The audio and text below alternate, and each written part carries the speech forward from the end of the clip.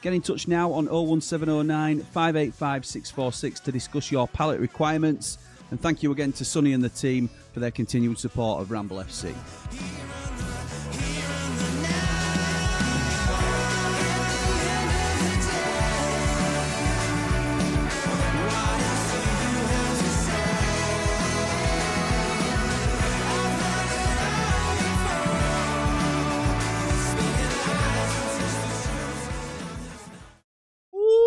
What is happening, people? And welcome back. Welcome back, or welcome to Ramble FC.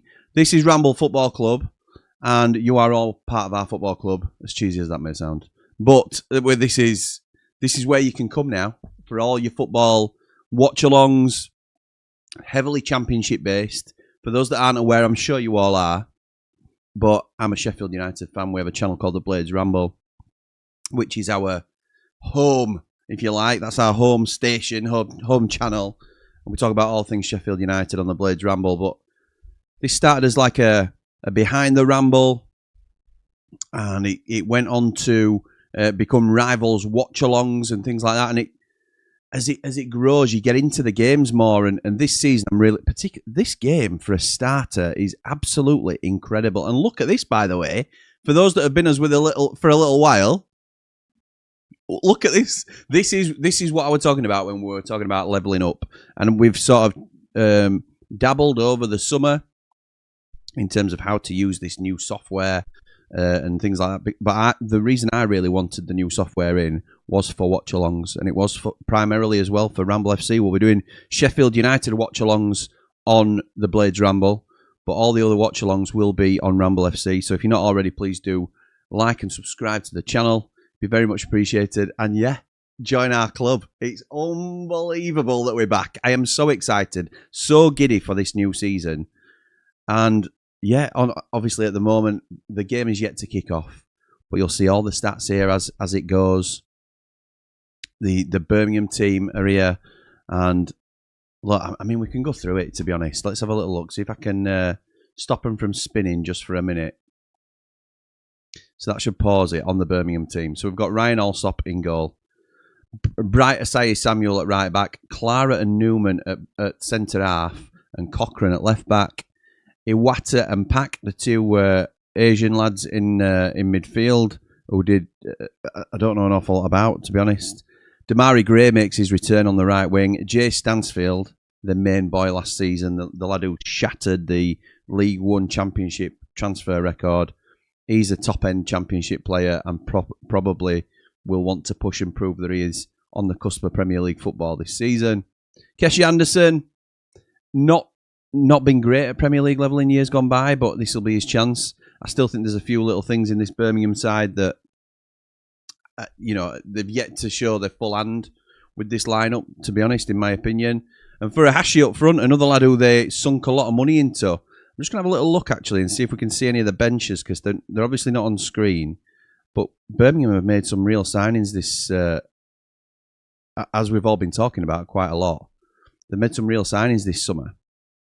So let's get to their bench.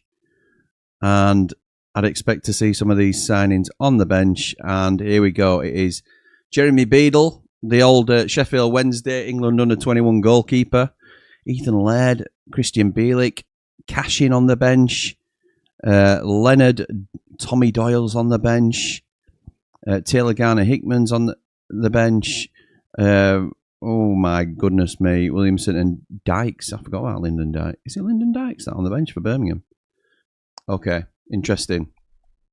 And yeah, it's a fascinating fixture, this. Fascinating fixture because we've got a side coming up that are being very ambitious, riding the crest of a wave in Birmingham. And you see some of their players here, but obviously their bench is really stacked at the moment.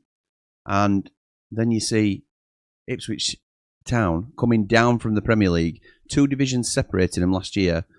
All the momentum with Birmingham from a winning season, won the league at a canter in the end. Ipswich now come down, good manager. There's a lot of hype around them being the favourites for the league, which I tend to agree with, to be honest. They start with Alex Palmer in goal, former West Brom goalkeeper, I believe. Ben Johnson, right back, former West Ham player. Dara O'Shea, another one from West Brom, but he's the new club captain, I believe. Jacob Greaves alongside him, and Leif Davis. That sort of says to me, particularly with the two centre-backs, and even the goalkeeper, you could say, that was a lot about Ipswich's strategy when going up to the Premier League. You can't forget they bounced from League One to Champ to Prem. So they had a core of a League One squad going into the Premier League, and they needed to do it a bit like what Wrexham are doing now in terms of level their base up significantly. So they bought the best of the Championship, or what they may consider to be the best of the Championship, and that is Dara O'Shea, that's Jacob Greaves. In the middle, they've got Jack Taylor and Azor Matusiwa in the middle. Don't know anything about him, to be honest. Jack Taylor, I'd have to have a look at. I've got a feeling there's a Peterborough connection there, but I may be wrong. I know about Cheog Benny. He was at Luton Town when they were in the Premier League, and then Ipswich nicked him off them when they got promoted and Luton went down to the Championship. Sammy Smodics, we know all about. Did he get 20-plus goals for Blackburn in this league? In a fairly average Blackburn side? One to watch, and Jack Clark. That three behind George Hurst. So George Hurst is getting the opportunity to be the main man at the moment, certainly in this lineup. But those three behind him, they're the difference. They're the difference at this level, and that is why Ipswich are favourites for this league. Just going to have a little look at Ipswich's bench. They've got Christian Walton on the bench as their sub-goalkeeper. Luke Woofenden on the bench, who I like. So if Ipswich are going to... They're not going to sell to us. They're not going to sell to us, aren't Ipswich? But Luke Woofenden's going to struggle to get in front of Dara O'Shea and Jacob Greaves. It's a shame that we can't have a little sniff. They've also got Kipre on the bench as well. Ashley Young. Humphreys on the bench. Barbrook. Chaplin. Nathan Broadhead, who's been heavily linked with Wrexham. And Al Hamadi. So, decent bench. I'd say Birmingham's bench probably nudges Ipswich's personally. But that's just a personal opinion. Horses for courses with that sort of thing. So, it's back. It's back, and I am buzzing. Listen, there's a really important thing that we need before kick-off that I need from you guys in the comments, and I will come to you in a second. So, there's two ways we can look at the scoreboard here. And this is fancy Dan, this. We can either have a big scoreboard next to my head, yeah, which... as it is, looks a little bit... that's quite... That hugs the screen a little bit. That takes up a lot of real estate. But it's more detailed, and it lists the goal scorers, I believe. Or we can go for a more subtle scoreboard at the top. So I'm going to leave them both on. And let me try this, because I don't do this very often on the Blades Ramble. But, you know, we're experimenting on the Ramble FC here, aren't we? So... all the rules are out the window. Start a poll. Ask a question. We're going to ask which scoreboard, and I want you to vote. It's as simple as that. And we're going for big, or we're going for little. Start the poll. That should work. Should work. Who knows if it's going to or not. Which scoreboard, big or little? Get your votes in now, and we will come back to that before kick-off, and you'll get the chance to. You will have decided the Ramble FC audience, because you're part of our club, aren't you?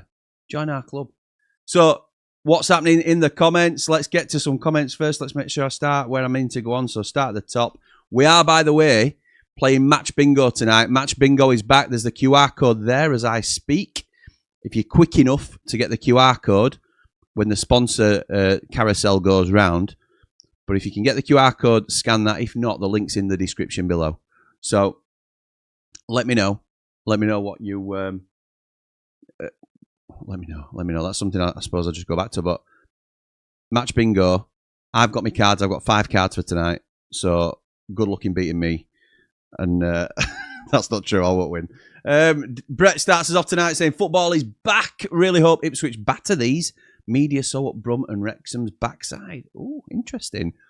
I hadn't even thought, about who I want to win. In usual circumstances, being a Sheffield United fan, I would want the league favourites to lose. So, because I'm wanting us to be up and around the top end of the table. So you'd want Ipswich to drop points early doors. But Birmingham are expected to go quite well. So, I don't know really. I'd take a draw. I'd take a Birmingham win if I had to, but my favoured outcome here is probably a draw, which I think Ipswich would probably see as a good result. So maybe a Birmingham win. I don't want an Ipswich win because I think that sets them off to races, to be honest. But that's my personal preference. Jack says, I know it's the first game of the season, but I'm curious to see where Brum and Ipswich squads are at. Yeah, well, there you go. It's going to be, we know the lineups, don't we, pal? But it's going to be interesting to see. In fact, I've paused them lineups, so I need to get them back so people can have a rotating little look at what's going off.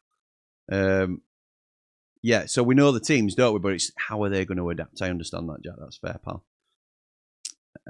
Peake says, currently in a caravan in Mablethorpe with 2 grandkids. It's a race against time to get them in bed for kickoff.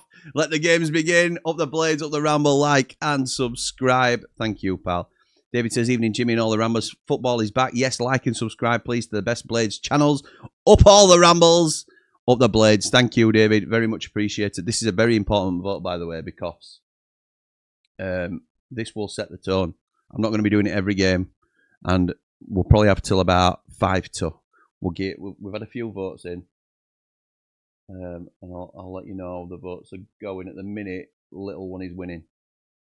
We're going for a little scoreboard at the minute. So the one at the top of the screen is winning it. If you disagree with that, get your vote in for the big one. I must admit, I swing a little bit towards big one. Only because I like the scorers and sort of the details on the screen. But I also don't mind the top one either. I think they both look quite neat and tidy, to be honest. Next one, Jamie Dumpling. Jamie Dumpling. If you follow the Blades Ramble, you will know all about Jamie Dumpling. Evening, Jim. Looking forward to this. See where both teams are at, especially Brum. What's your plan, by the way, tomorrow for pre-match? I'm not chatting you up. Don't worry, like Ellie Colton said this morning. So, tomorrow, we have got a nice little chance to plug that. Thank you, Jamie. So, we've got the watch-along on here of Southampton and Wrexham. So, we'll be watching Southampton v Wrexham here. And then, from there, we're going straight to the match. So, as in, like, we're heading straight out for the game. So, that'll finish about 2:30, 2:45, which means it normally takes us about an hour. So, we will be calling in Triple Point and Selena Bar, but then we want to get up to the fan park as well to make sure we're there for Matilda Shakes. So, hoping to see, we'll certainly see the second set because they're on for 2 sets. I'm going to try and get there in and around the first if we can. But we've a lot of places to go, aren't we? And my dad were laughing at me yesterday about that. So I'll probably put my plans in the Platinum chat just so everybody knows me whereabouts. Great setup, Jim. Looks great. Thank you, Mitch. Appreciate that, pal. Good evening. You're seeing Gilchrist is available for 1.5 million, says Scott, with add-ons reported by Ben Jacobs. So very good source as well.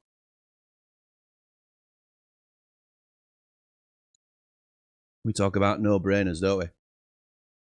We talk about no-brainers. The only thing I would say on that is, did he get injured? I think he got injured, didn't it? You know, Scott, because we've talked about it on the channel, on the Blades Ramble, quite a lot. Sheffield United's recruitment policy now is heavily built around athleticism and fitness and being robust and being able to go for 90 minutes plus and whatever, get the maximum out of players in terms of their fitness.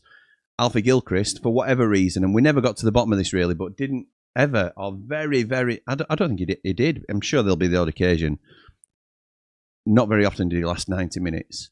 And that was in, not the highest intensity of press or anything like that. So I'm not sure he'll fit the profile, in all honesty. But on the other side to that is, he is young. That is an unbelievable fee for a player of his ability. So I would love to see us go for that. I would love to see us go for it, particularly at the moment where he can drop in and play centre half as well when we need him. So yeah, it's I think it's a no-brainer. Big T says, happy Blades have started Eve. Big T, who's done us some Tony's top tips, which is something we're testing the waters with on Ramble FC. It's a short on the YouTube channel where he's giving you his tips for the weekend. If you're interested in anything like that, please gamble responsibly. But I thought it was a nice little short that we put together. Do you know what, T? It took me over an hour to put that together. Hopefully it's not going to take me that long every time. You know, like with cuts and everything else. But so, a part of our workflow, because we're going to be on so much, and this is just me talking to the Ramblers and talking to everybody really, but because we're going to be on so much across 3 channels now that we've got, the Blades Ramble will be the primary focus. There'll be 4, 5 video, at least round about 4 videos, I would say, per match, which is usually the case. And then we'll be doing watch-alongs on Ramble FC as well as other pieces as well. I've got some content, some weekly content that's going to be coming out with Carl Fowler. We want a monthly show with Wednesday Till I Die. There's going to be so much content coming out. I have to try and streamline everything I do in terms of making stuff into shorts, extra bits like Tony's bit. I'm going to have to try and somehow streamline how I'm doing it, because if I can't, then it's just going to be too much work for the time that I haven't got. So it's up to the people whether they buy into myself and Tony's TTT. You will let us know if it's something you're happy with and something you'd like to see more of, because I thought Tony did a great job, and I enjoy watching that sort of stuff. But it's a lot of time to put it together if it's not going to take off, if that makes sense. Nige says, good evening all. How good does it feel that the Championship is back? It's incredible, pal. Absolutely incredible. Best league in the world. Fact. Any updates on players that are potentially close, mate? Looking forward to this one. Up the Blades, up the Ramble, up behind the Ramble. We've talked about it, pal, haven't we? We've talked about... We know that Zetterstrom, there's an offer in for Zetterstrom. We know there's an offer in for the Korean right back. So, woo! I think Ric Flair at right back. That's what we're going to start calling him. And then, yeah, that were about it, I think, weren't it? Godfrey, we know we're interested in with a loan with an obligation. That's in mainstream now, I think, isn't it? So, evening all, says Bri. Good evening, pal. This setup is fantastic, mate. Like and subscribe. Thank you, pal. Thank you. I'm pleased with it. This is the bit I was looking forward to in terms of the investment that we were talking about over the summer. Good evening, Bri. Hi, Nige. Hope you're well, pal. Jack says, evening, Jimmy. Don't know about you or anyone else, but watching Inside Shirecliffe has got me even more excited for tomorrow, but so happy football is back tonight. I'll be honest, mate. I've seen that it's out. I was asleep. Honestly, I was asleep because I was up at 4 this morning. I had to do a couple of bits that just to prep us for some bits, sort some streams out. I had some emails to schedule and things like that. And then I were on Radio Sheffield early doors. So I was tired today. And then I've come back from running kids around about 5 o'clock. And I've got my head down for an hour and a half. So, yeah, hopefully I'm fresh as a daisy now to come and watch this game with you, and I am really excited about it. But, yeah, I've got that to watch, is what I mean, Jack. So, yeah, I'm looking forward to seeing it. Inside Shirecliffe for a good watch, says Bri. All good, cheers, mate. Just busy at the minute. Mrs. only has 7 weeks till she pops, so it's mad rush at the minute. All the best, Nige, for that, pal. Scott says, Rob Staten has confirmed Wednesday are getting a points deduction. Interesting. Sheffield Wednesday getting a points deduction. Do we know how much, Scott? I assume not, because otherwise you'd have told me. That was inevitable, absolutely inevitable. But obviously, we're much closer to finding out what it's going to be, aren't we? If they're announcing that it's definitely going to happen. Looks like they're saving the big hitters for the cup match, says Disco Dave. Yes, possibly. Let's hope not, because obviously this is a bit of a scouting mission for Sheffield United. We are playing Birmingham next. They're after Bristol City tomorrow. They're our next opponents in the Carabao Cup. So I expect, again, a heavily rotated side. The only thing is, because there's so many new players in their side and in our side probably as well, then... Oh, hang on. Matt's just sending me the confirmation. Been given more than a slap on the wrist back down and points deductions are coming. Oh, yeah, okay. I think that's more just... It doesn't necessarily mean it's in the pipeline, does it? But it doesn't necessarily mean it's been confirmed today. But he's right. We all knew that was going to be coming. I can't remember what I was saying. Oh, yeah. So what we're going to say was about the cup lineup. don't be surprised if Birmingham start integrating some of their better players into the cup side, because they're trying to make them all gel together because there's so many new players. So it's an opportunity for a little bit like we did in pre-season friendlies and trying to integrate new players into the side. We might do the same, but obviously the league is still the priority for both teams. I'd expect personally things like I'm expecting Campbell to start tomorrow, and I'm expecting Tom Cannon to start in the cup. That's the way around I'm looking at it. Bryce says, evening Scott. How many points? We don't know. Cooler King says, evening Jim. Ed says 2-2. Hart says Ipswich win 15-0. Cooler King, the Villa fan, who obviously will be watching this Birmingham City this season with a keen eye to see how they do, hoping, no doubt, that they probably do a Sheffield United and come very close to automatic promotion and then fail, and then get to the playoff final and then fail. So, yeah, I'm not surprised at your thoughts there. Yeah, 2-2 is not a bad shout. A bit of Desmond. Best get some sleep now then, Nige. What number is Matisua wearing for Ipswich? He's not on our thing, is he? With a number, I think he's number 4, mate, but I will double check. Let's have a little look. Oh, he's number 5, sorry. He's number 5. Matisiwa. Oh, no rest for the wicked, mate. Absolutely right. Morning, Jimmy. Ramble watch along. Must mean football is back. Up the blades, up the Ramble watch alongs. Thank you, Daz. Hope you're well, mate. JD says Smodics finished top goal scorer in a Blackburn team that stayed up by like 1 point or something. Yeah, he single-handedly saved them, didn't he? Let's be right. There's no two ways about it. I tell you what. Little Scoreboard is winning this. Little Scoreboard's going to win this. It's 61%. We've got about 3 minutes to go on the vote. Huge vote. Huge vote. Dublin Blade says, evening, Jim. Ipswich having a tough start with Brum, Southampton and us in the first... Oh, is that what they've got? Wow. Okay, that is a tough run-in. A really tough run-in for the first 5. Let's hope we can do them as well. Brett says, looking professional, Jimmy. Thank you, mate. What a match to start off with. I mean, not a patch on tomorrow at the Lane, but it'll do. Up the Red and White Wizards. Down the Brum. Down the Brum. You're not a fan, are you, pal? Rice says, evening, pal. I can't wait for tomorrow. Football is back, baby. Yes, it is, mate. Yes, it is. Still think Ipswich may have a relegation fever, says Bright. That is a thing. That is a thing. You look, Luton went straight back down, didn't they? They went through the trapdoor. I think, could it happen again to one of the 3? Surely not. Surely not. But we've seen it in the past. Huddersfield did it. It can be a thing.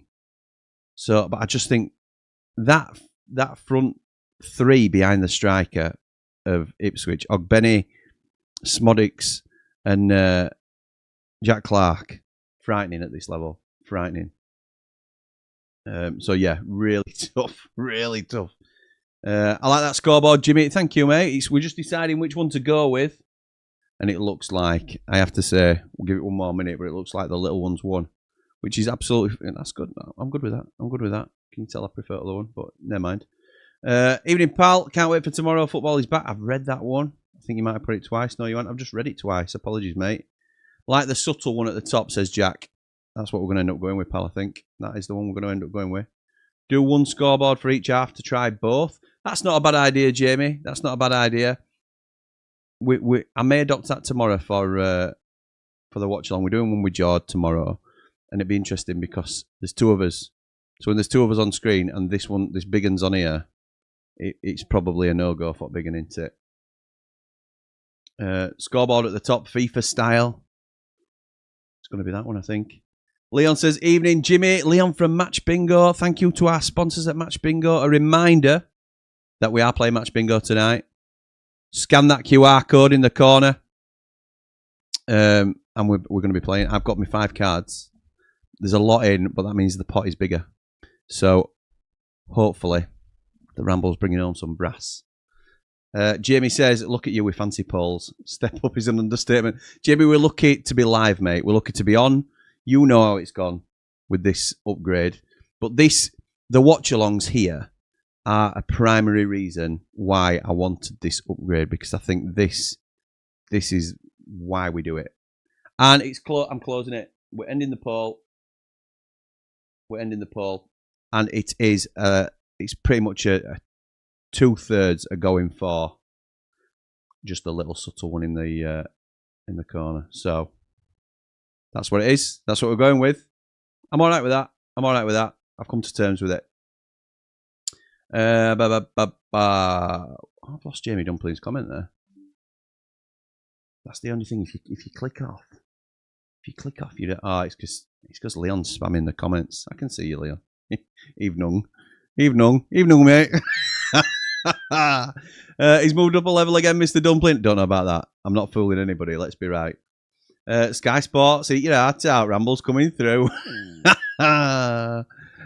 Big one, but maybe put it top left. I can't move it, pal. It's a set thing because it pulls data through, so it has to be set in position. So that's the way it works. So you'll see, like, it'll actively start itself at kickoff. The scores will change. I don't have to manually press anything.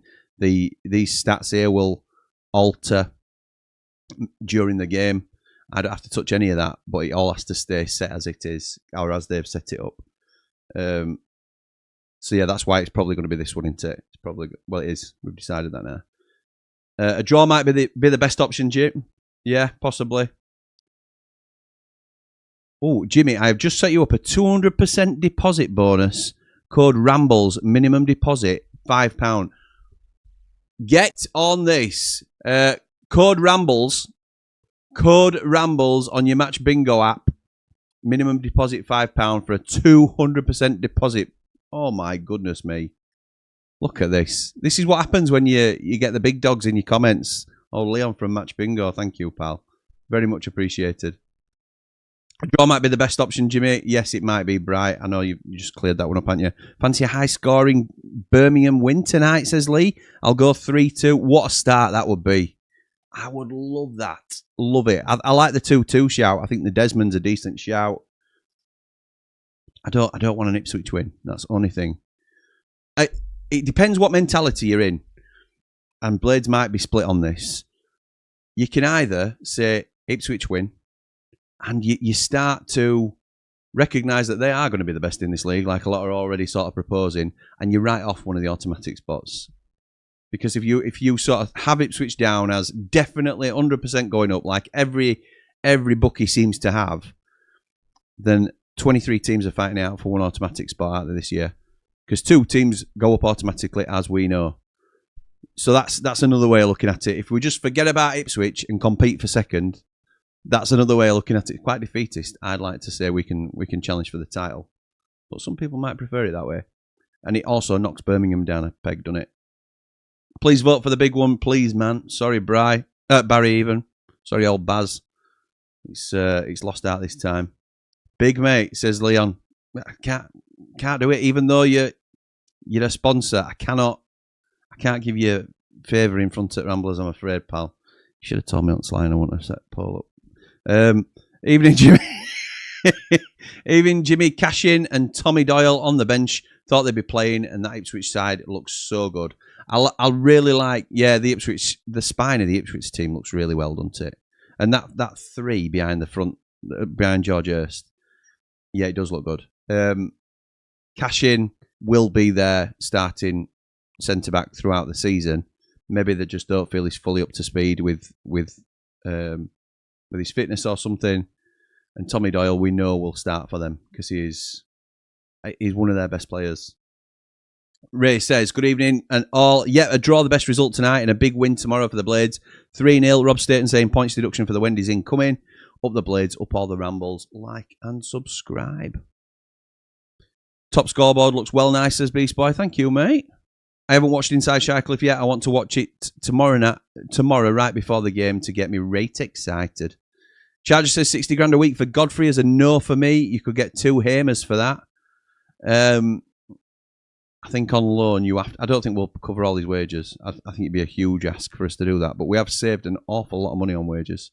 And you would usually, for an established player of that level, you'd pay more for a loan to get him in. Because you're paying for players that you wouldn't normally sign. And they should be better. Jimmy, can you ask Andy the Blade what he thinks about them AI lads and their potential and their potential, nobody asked yesterday. I could tell you, yeah. Let's just say he's giving him a chance. He's giving him a chance. To be honest, like the rest of us, he's thought Ukaki's looked good.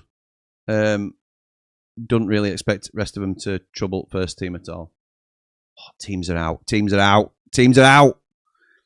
Luke says, surely if Atalanta want us to pick up Godfrey's 60 grand a week wages, doesn't Gilchrist at that reported 1.5 million make more sense? His fee and his wages would be less than paying Godfrey for 9 months. It certainly does, mate, but what... You can't do right for doing wrong sometimes, can you? If we go for Gilchrist as an alternative, yes, it's a permanent, it's a good young player. Does that appease some of the fans? Probably, because it's a permanent. But others will say we could have got a Serie A defender in rather than a somebody who were here last season on loan. I think I wouldn't mind both. I think you could probably do both. We've certainly got the cash in to buy both, to get both, and that would solve a big problem for us. Wow, look at this, says Susan. I know, Susan. I know. And you've been with us for so long as well. The level up is incredible, isn't it? You know, I'm just kidding everybody, don't you, really? All this new setup is class, Jimmy. Love it. Thank you, Ray. Appreciate it, pal. Jack says, not surprised you were asleep with hours you've clocked on Ramble this week. I know. It's gone from sublime to ridiculous, hasn't it? You've not seen much of me. And then the season starts and bang, we're straight back into it. And then there'll be 90 after 90 after the game tomorrow. And then we'll be preparing for Carabao Cup. And then we'll be preparing for Swansea. And it all just keeps going round. 10 minutes left. There's now... Oh, tell you what. We're behind, aren't we? Oh, have we kicked off? Do you know what? Do you know why that is? This is my fault, by the way. This is my fault. It's 0-0 still, but we are off and running because I paused it to make sure I could put teams in. Oh, well. See, fancy Dan, all these things that we set up, and still can't get it right. But anyway, we're off. And we are, well, I'm slightly behind on my timer on here. I'm 2 minutes in on the screen, and here come Birmingham, whipped into far post, and it's seen out by Leif Davis. Oh, that's Keshi Anderson, who I've already said I'm not sure about him at this level, to be honest. Look at this posh A grade, Jimmy. Thank you, Susan. Luke, I'm not sure that Gilchrist is the one we need. I'm thinking a bit higher for some strange reason. There you go, Bright. That's an example of what we we're just saying.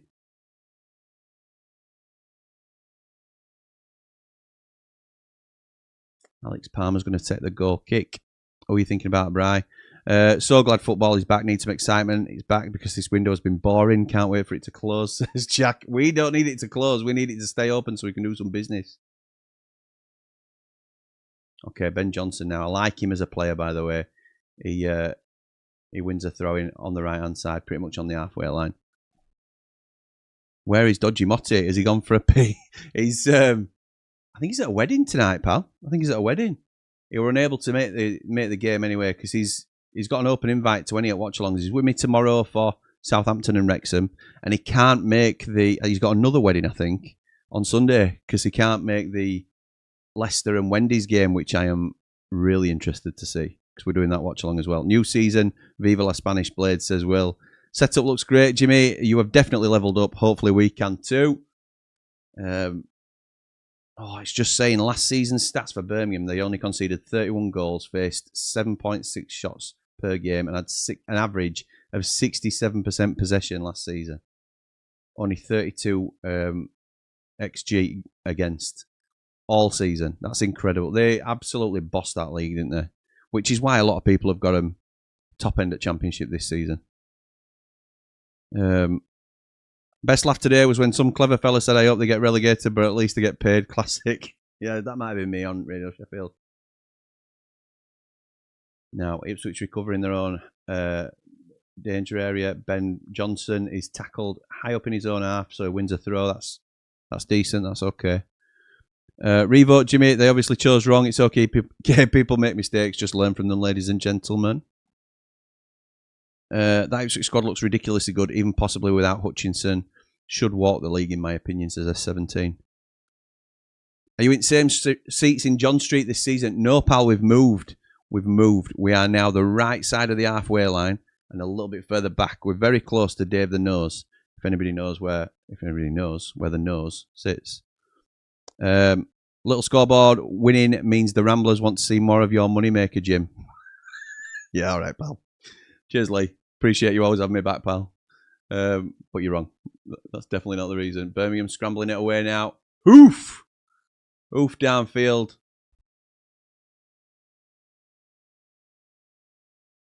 They're just highlighting that Chris Davis, the Birmingham manager, is very animated on the sideline. I still haven't watched that Birmingham documentary on Amazon, but it's said to be really good. My dad's watched a couple of episodes, really likes it. And it sort of gives you an insight into Chris Davis as well, who a lot of people are talking about. Now then, is that a free kick? That's a free kick to Ipswich. I think he's bought that a little bit. Not George Hurst, ex-Wednesday night, buying free kicks. Ipswich are clearly well ran. One season in the Prem, they're looking so strong, says Jack. That was the plan, though, I think. Does this count as a Midlands derby? No. Fireworks and flame spikes for Brum. Game's gone. Cashing on the bench, I know. Excited to see Kyogo, says Benjamin Baboon. Now it's Ben Johnson that's going to take this free kick. I like Ben Johnson. Right back. He's going to take this free kick from the right-hand side. It's deep, but they're lining up close to the edge of the box. Look at me trying to do Jord Motson a solid here. It's a deep cross towards the far edge of the box.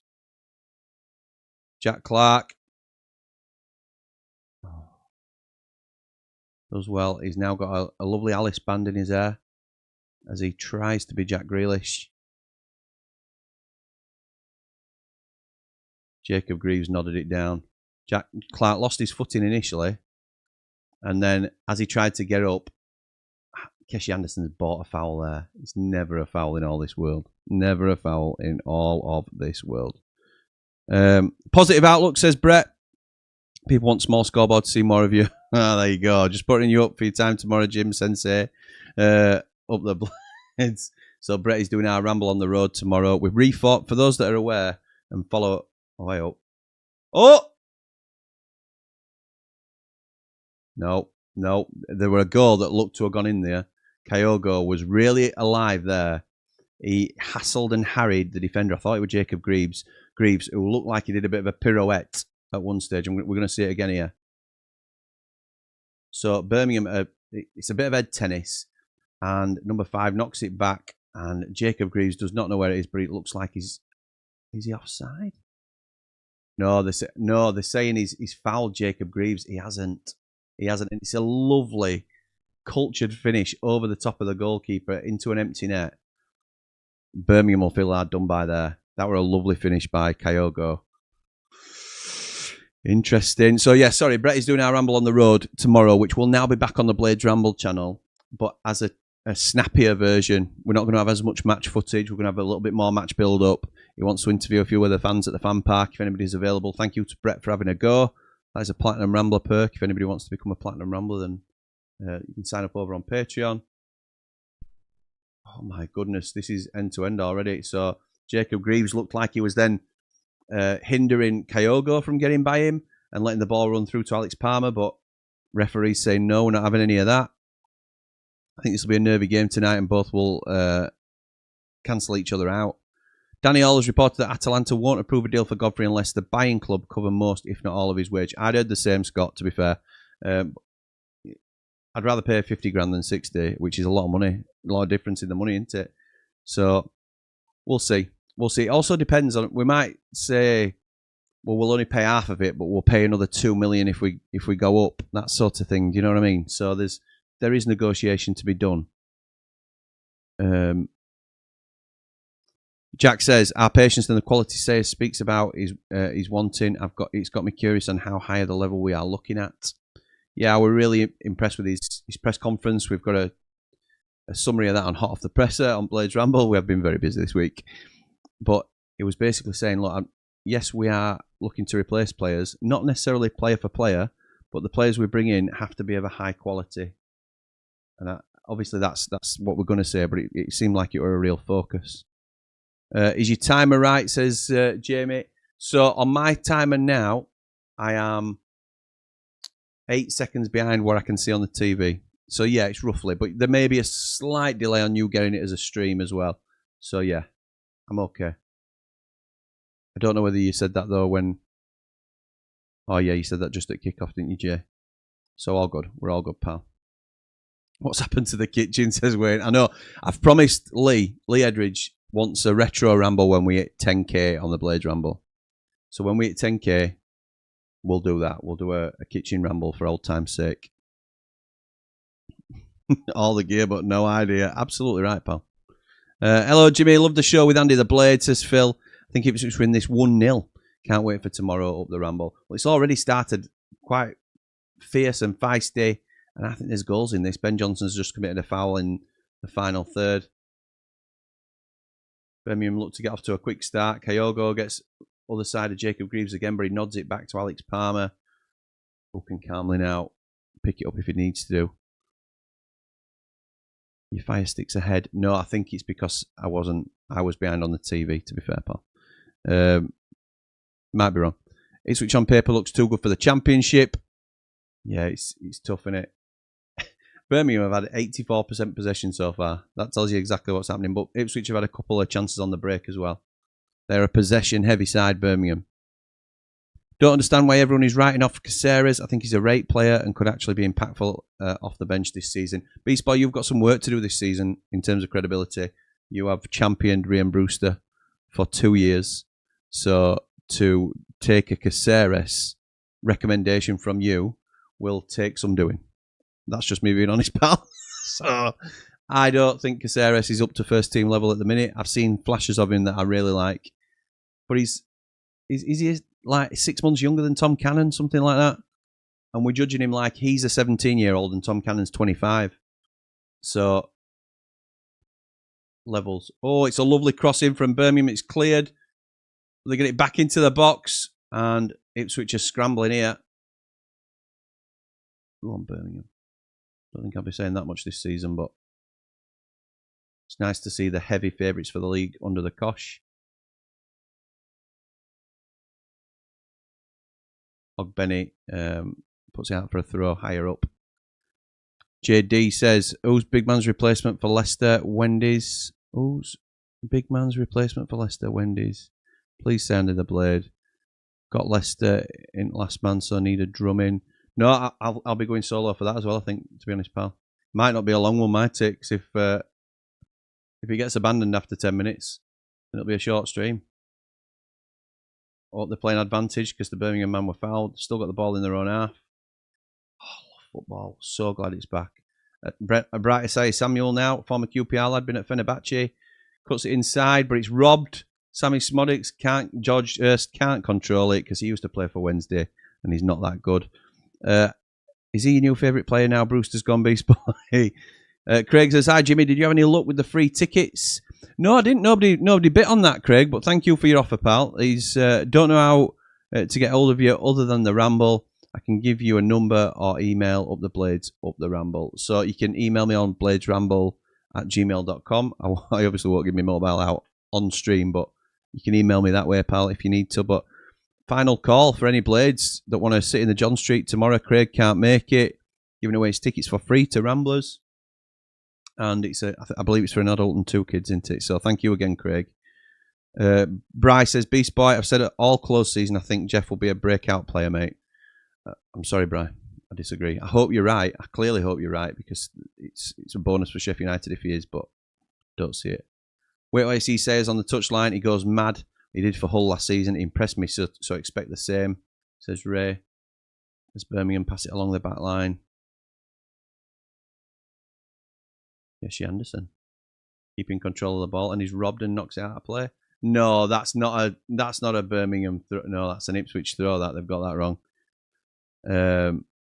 Ex-Wendy player buying a free kick. It's the only thing they can buy. Whee! Nige says, seen that Lafie for Sunderland isn't in their plans. Yeah, seen that too. I'd be surprised, mate. I'd be very surprised if you're saying what I think you're saying. Foul on Ben Johnson by Keshi Anderson.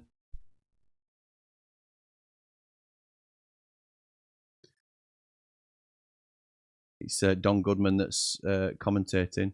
Oh, I tell you what, that is one of the weakest free kicks I have ever seen given. He places his hand on his back, doesn't even move his hand. He places his hand on his back, and a free kick given. You can tell they've come from Premier League.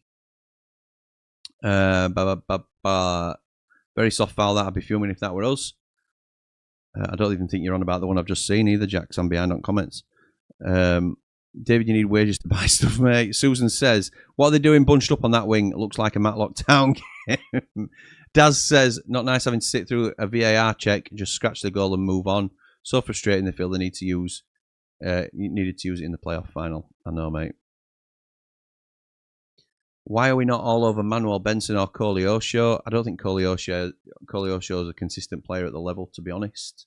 And it'd be a lot of money. Manuel Benson I'd take. But is he fit? He spent a lot of last season out injured, Craigo. So they'd certainly improve us. But I'm not sure we'd sink the investment, certainly into Koleosho and Benson. Again, we are very heavy on player fitness. Very, very heavy on it. We don't want players that are brittle and not durable. And that's a long ball downfield from Birmingham that goes out for an Ipswich goal kick from Allsop, who you've got to think his place is under threat this season with Jeremy Beadle on the bench. Super Positive Jack says, why do we have a lot of quality in the we do have a lot of quality in the squad, so it makes sense why they want to aim high. We are pushing for promotion after all. We certainly are. Oh, there's a little mess about here in terms of goal kick. They tried rolling it out to the centre half. Centre half now plays it to the goalkeeper, who is being chased down by Jay Stansfield. And it's a long ball upfield, and Ipswich play it around nicely, and it's a free kick to Ipswich as Birmingham crowd him out. Tell you what, they are going down so easily at Ipswich here. And it's working, but Keshi Anderson is falling for it every time, giving him the out. He is not for this level for me. I tell you what, that is awful from Ogbenny in terms of buying that free kick. Really poor. Ball over the top from Ipswich. Cochrane has to put it out for a throw-in high up the field. Ipswich are playing so poorly, they look well out of it. Why did they use VAR when we've not had it all through the season? Don't know, Bri. Brum look really good. Ipswich don't. I agree with that. Louis says, as a Leeds fan, I have to say I'm happy to be out of the league this year. It's going to be so competitive. Not 3 teams just walking away again. I know, I agree. I think it will be really tight at the top. And at the bottom, to be honest. The 3 teams that have come up, Charlton included, have really gone for it. Really gone for it. So I think it's going to be a really tight league. I know it's only 10 minutes in. It's now actually, yeah, it's over that. But I think our press could do some damage to these teams this year. That's what we're doing, pal. That's the players we're recruiting. It's a corner in, and it's cleared by Birmingham. And here they come on the counter. Or do they? No. It's robbed. I tell you what, Jack Taylor there had his arm around the neck of Asai Samuel, and they go chest to chest.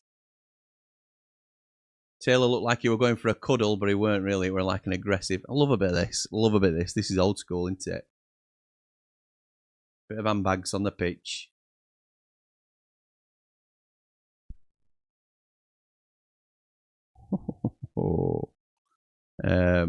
Bryce says, not very Prem-like, are they?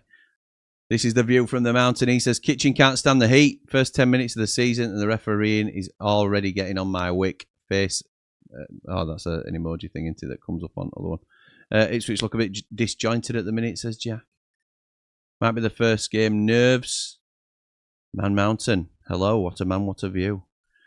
Paolo says, I'd have took you up in on the tickets, Craig. I'd booked mine the same day as you mentioned it. Top man.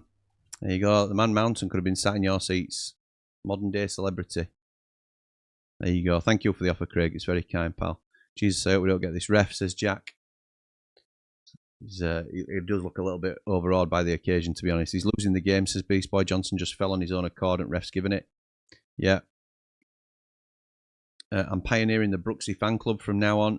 Beast Boy, you pick some players, you. Matt says it was a better side, Jimmy, so far. It's definitely Birmingham. Ipswich have caught them a couple of times on the break, as they're doing now. Oh. That's Smodics that looked like he were breaking through there. Yeah, it was. Whoa. So they are dangerous on the break. They've obviously, with that forward line that we've talked about behind George Hurst. George Hurst flicks it on for him, to be fair. And the defenders do really well. They've got two big towering centre halves of Birmingham. This number 5 comes across and just buoys it. Oof. Into the stand. Is it a corner that? No, it's a throw. Ben Johnson with the throw deep into the half. Yeah, so it's, in terms of who's playing better, it's definitely Birmingham in control of the game, but Ipswich have got the quality in attack to worry them on the break. Brumso Farmer by some margin. Craig says, good to see the ground full again. Been a long time. Ref shocking as usual. Daz says, yeah, you can definitely see which team had to slug it out in League One last year and which had a season of trying to cheat for every decision. Either that or Ipswich wearing the wrong boots. Cooler King says, do you think Sayers will play strongest available 11 in the League Cup on Wednesday? No, I don't. It wouldn't surprise me if we played a reasonably strong side, but I think he'll still want to get minutes into legs. It'll be One or Barry tomorrow on the left, and the other one will play in the Cup. It'll be Campbell or Cannon up top, and the other one will play in the Cup. These players that are close to being on the cusp of the first team will get the chance in the Cup, I believe. That's just my assessment, Cool King. I don't think we'll go full, 10, 11 changes. But I think the peripheral, the squad man number 12, 13, 14 will be getting game time. Stansfield now cuts inside through the middle. For Kyogo, it's just wide of the near post. Did the keeper get an hand to that, or did he just let it go wide? You've got to go cross goal with those chances. I don't know why he's done that. Going for near post. Joined the game late, only just seen about 2 minutes, and I can't believe how much I missed the speed and intensity of some proper football, although hating the constant stop and start beyond frustrating. Rob, Sunderland fan, says, is the ref legally blind? Could be. Brum manager being spoken to by the fourth official. Yeah, he's been very animated, but I would be too. I'd be frustrated. I love how you get these stats on the screen. So good. You can tell when people are asking about who's the better team, it tells you, doesn't it? Here come Birmingham again. Oh, no, and he's cleared by Dara O'Shea. Just about reached the end of the comments, so I'm going to get a chance to watch a bit. Leif Davis to Jack Clark, and he's out for a throw high up in line with the edge of the box.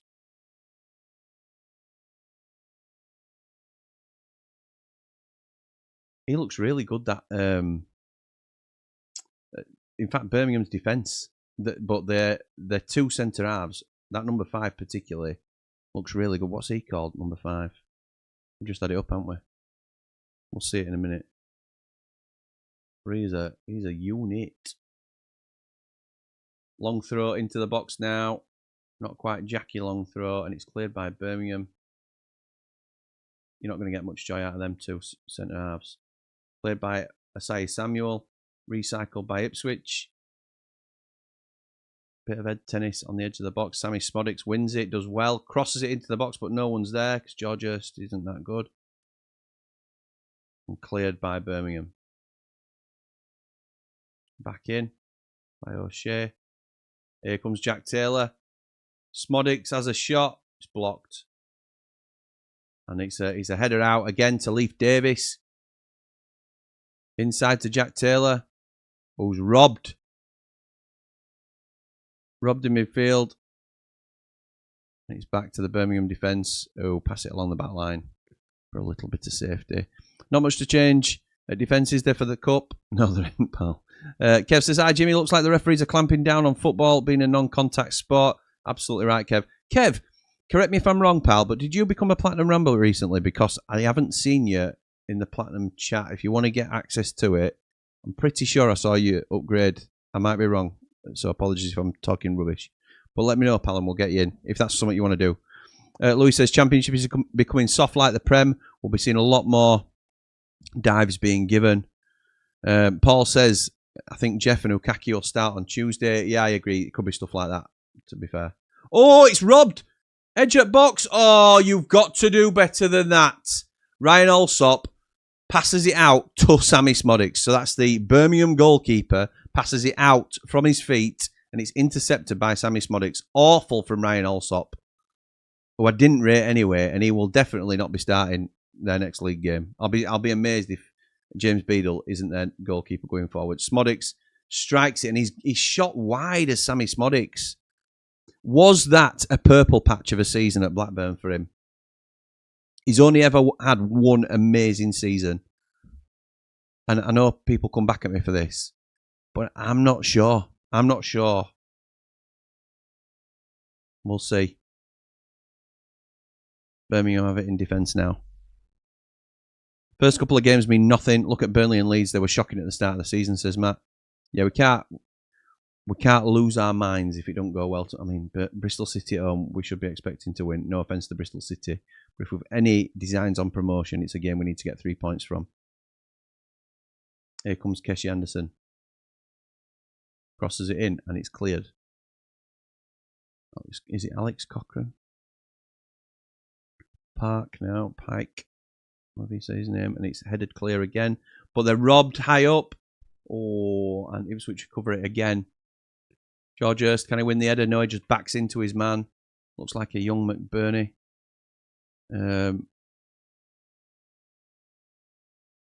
Cleared again by Birmingham. Keshi Anderson takes the ball down, and he's tackled again. He's not good enough. Okay.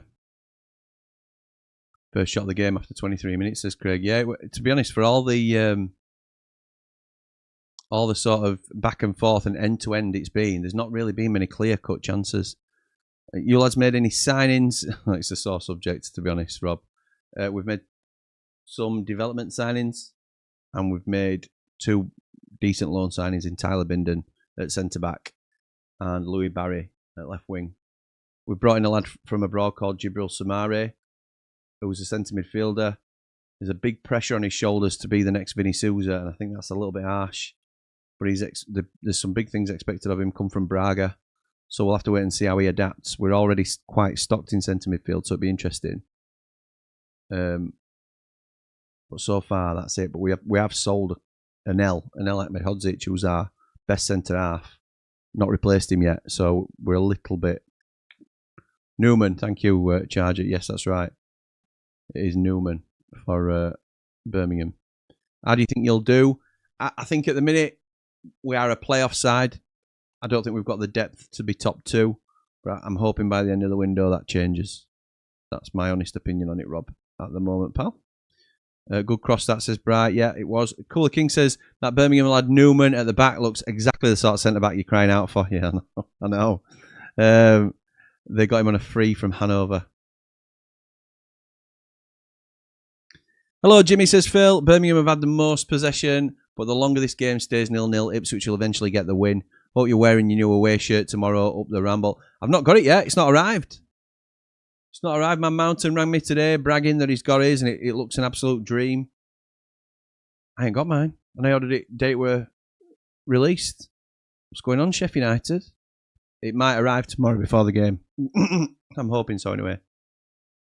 So if it does, I'll be doing that, Phil.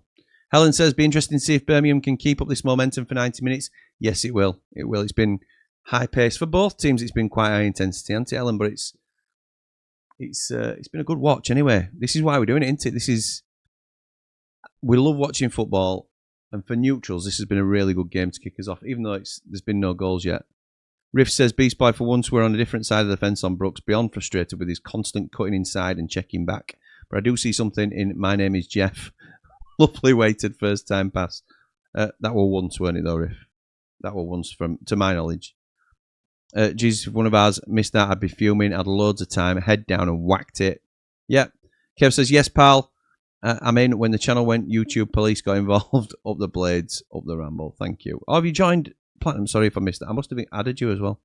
That just shows where my head's been. Apologies, Kev. Thank you for your support, pal. Bryce says he agrees with Helen. It'll be tough. That Pike for Brum looks really, really good. Yeah, he does. He does. He looks nice and neat and tidy on the ball, doesn't he? Officials need to relax a bit, says Lee. Agree. After the first 20 minutes, what he's plain to see is how good athletes both these teams have all over the pitch. This game is being played at an excellent tempo and is enjoyable to watch. Completely agree. And this is what we're trying to emulate into it with our signings. So this is what our fan base, me included, and I don't say it as, look, you guys, this is what you guys have to get your heads around. I have to do it as well. But this is what I'm trying to think about is it's a different profile of player that we're after now to what we're used to. They are athletes, like Lee says. Some of these, I mean, you look at that Newman at the back. It looks like an absolute tower of a man. Number 5 in midfield for Ipswich. I can't remember his name now. It'll come up on screen in a minute. But Pike as well, like Jamie Dumpling's just been talking about. Really good. Bristol are a good team. Bristol City are a good team, but come on, we've got to start acting like we're a top championship team and going for promotion. A win is what is expected. It is expected, but you can't be arrogant against anybody, Jack. You can't just turn up and expect to beat people. We're going to have to work hard tomorrow to do it, but we've got the quality to do it. Birmingham robbed the ball in their own area. Asai Samuel does well. Can he get around Jack Clark? He can. The one thing Jack Clark, it will work hard and track back, but Jack Clark is much better going forward than he is coming back. He's not great at ball recovery, is he? From what I've seen. Keshi Anderson picks it up from deep on the left-hand side for Birmingham. This is where it's traditionally fallen apart for him, but he plays it safe this time and backwards. Maury, good evening, pal. Teams are going to look nasty. Look rusty in the first few games. But after 10 or 15, will defy the league. Anderson gets a cross blocked. Iwata. He's in his water, and Jay Stansfield blasts it over the bar from inside the box. You've got to hit the target from there, young Lisa. Yeah. Poor from Anderson. Iwata, lovely threaded pass through to Jay Stansfield, who's got time to get it out of his feet. He's 15 yards from goal, and he skies it over the bar, and he knows he's got to do better. Has anybody got out yet? Any lines? Nobody's got any lines at match bingo yet. Thank the Lord. I've got 2 to go to get a line on 3 of my cards. Come on. I'm not going to get a red card, so that one's out. 2 to go on this one. I need a goal. I need a headed goal in a minute ending in 0. So 40th minute, I need a headed goal to get a line. Paul says Burnley beat Luton 4-1 away first match last year, which put a marker down. They had a lull for me between October and January. They picked up when they bought Edwards. Yes, they did. Marcus Edwards was the change for Burnley.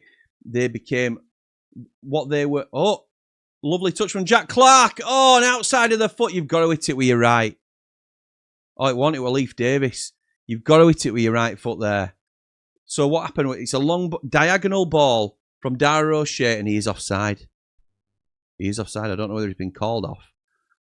But he takes it, a touch on his left, and then he's just on the edge of the 6-yard box, but wide, and he tries to, outside of his foot, the left foot, to swing it into the top far corner. He's miles off. He needs to be smashing his right foot through that. It's crazy. Crazy. But yeah, Burnley, went from a... Oh, here comes Kyogo. He's having a look to see who's bursting into the middle. They've got somebody, but it's across. He's too high. Damari Gray trying his best to chase the ball, keep it in, but Kyogo, lovely run, broke the line then. Jay Stansfield. There's a bit of a decent understanding forming between these two. But it's a poor cross from Kyogo. Damari Gray. Been playing that Saudi Sunday League. Taking all the money. If I can try and finish my point this time. If I don't get it out this time, we're not saying it.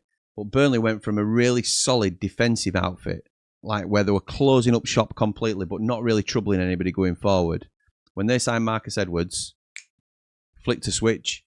Jadon Anthony, Marcus Edwards going forward, Zian Fleming, they really turned it on. And obviously Josh Brownhill were the difference. So, as well as Edwards. So yeah, that's where their season turned in January, really, I would say. Oh, and is it Who's robbed the ball there? Anderson's robbed the ball, and he could have broke away there. That were on the right-hand side, so that's why it confused me a little bit. He's predominantly been on the left. Maybe they're having a little switcheroonie.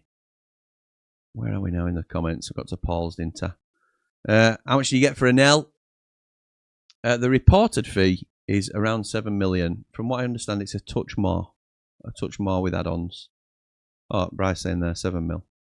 Bang on the price. Jim said you'd get then. Yeah, well, I didn't say that. I don't think I said that. I would be amazed. I would have been amazed to get that.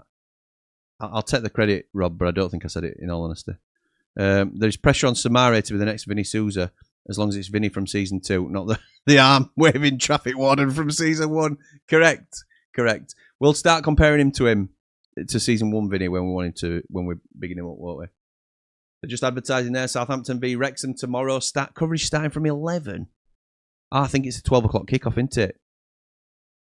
See, I had it down as that's even better. That's even better for match tomorrow for Sheffield United match. Let me have a little look and see what time it is tomorrow. It is... Oh, no, it's an half 12 kickoff. It's an half 12 kickoff. Shame. It's just starting to grow into this a little bit, says Jack. Yes, they are. Smodix is just having a little breather down on the floor. They're all using it as an opportunity to have a drinks break. All the new lad from Braga has to do is 1 assist or score 1 goal, and he'll have contributed more than flat track bully sooner. Ooh, harsh.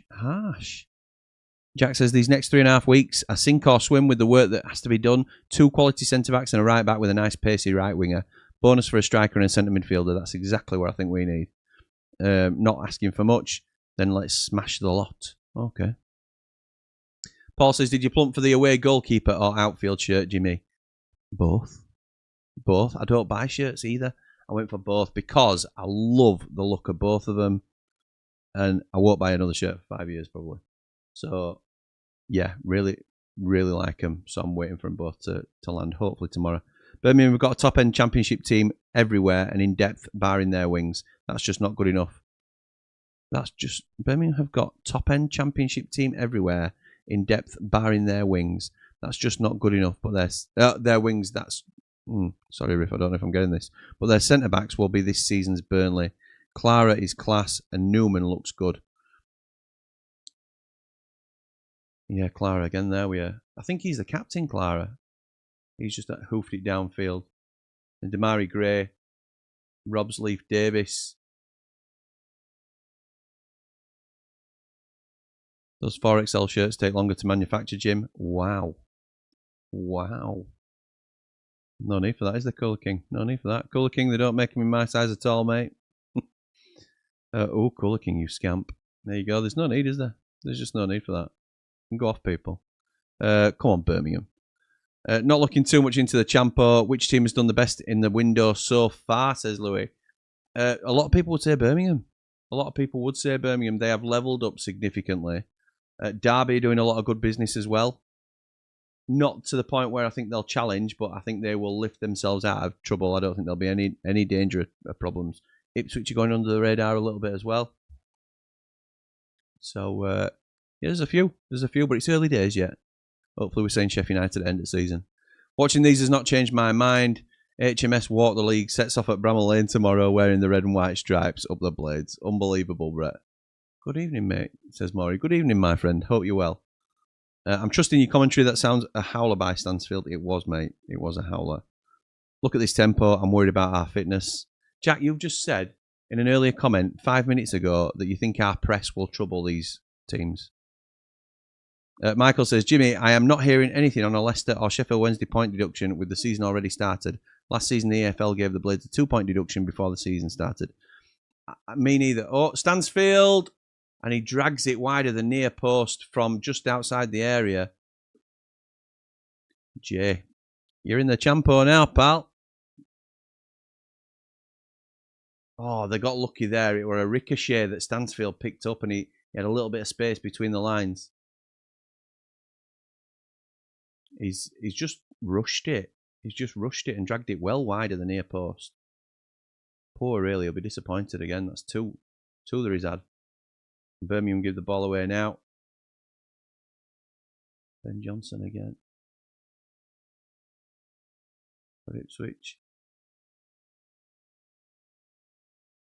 Benny plays it back inside to Jack Taylor. It's a long ball, long diagonal ball that's picked up by Bright Asai Samuel. Birmingham regain possession.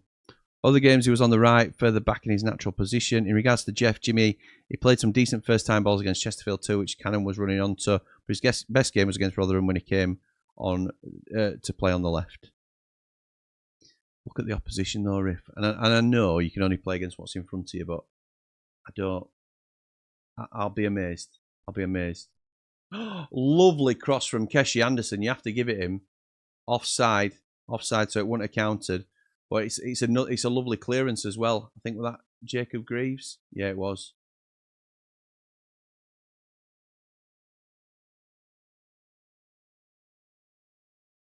So it were a long diagonal ball from Ryan Alsop right up towards Keshi Anderson, who crosses it. A lovely ball, and it's a really tight offside call. But Jacob Greaves gets there in front of the man, does he? Let's have a little look. Yeah, he does. It's a lovely clearance. It's a lovely clearance. And Asai Samuel's second to the ball, even though he tries to make it out like he was fouled. Still a fan of Jay Stansfield. His movement is awesome. Would love to see him at the lane with our new pressing style. We're not going to pay that sort of money, pal. Maybe if we go up and they don't, he might be somebody we'll look at, but he's not started. His movement is very good. How's no one picked up Josh Brownhill? Well, rumours that Leicester are talking to him, isn't there? At the minute, I thought if he's turning down Burnley's Premier League money, then there must be a Premier League team also interested. It wouldn't surprise me to see him at Leeds, if I'm honest. I don't like to say that, but it wouldn't surprise me. With Brooks, people need to remember him playing on the wing isn't his natural position. I think that's where he's going to be playing, isn't it, Jack? That's where he's going to be playing. He's not going to get a chance through middle, so he's going to have to get used to that. That's where we see him playing. Stansfield's playing like an Illiman or Louis Marsh role as like a second striker, number 10. He's not playing an Illiman role, but I know what you mean, Jay, in terms of his positioning. Birmingham winning the transfer window by a long distance, says Riff. Apart from them, most of the expected top 6 have been pretty quiet. Yeah, that's fair to say. Now down to 70-30 in terms of possession. 4 shots for Birmingham, 3 shots for Ipswich, 1 on target for Birmingham. Is that about what we've got? Yeah, it is. Oh, I love that. Look at that, how our stats are bang on. Jimmy, do you think the Championship looks harder this season with so many teams like Birmingham, Wrexham, Ipswich Town, Norwich City spending big, or does it look weaker with Leeds and Burnley going up? I think it looks stronger this year. I think it looks a harder league this year. I think it'll be a lot closer. I don't think you'll get anybody breaking away at the top. Maybe Ipswich, but not on this evidence. But I think the promoted sides will have a really good go in terms of, I don't think they'll be, Charlton maybe in and around a relegation conversation. Hopefully Wrexham are. That's just a personal opinion. But Birmingham will be in no danger here. And as they break now, oh, that were a little tug of the shirt. It's going to be a yellow card, that, for number 5 for Ipswich. Can't remember his name. It'll tell me now in a minute. Matusiwa.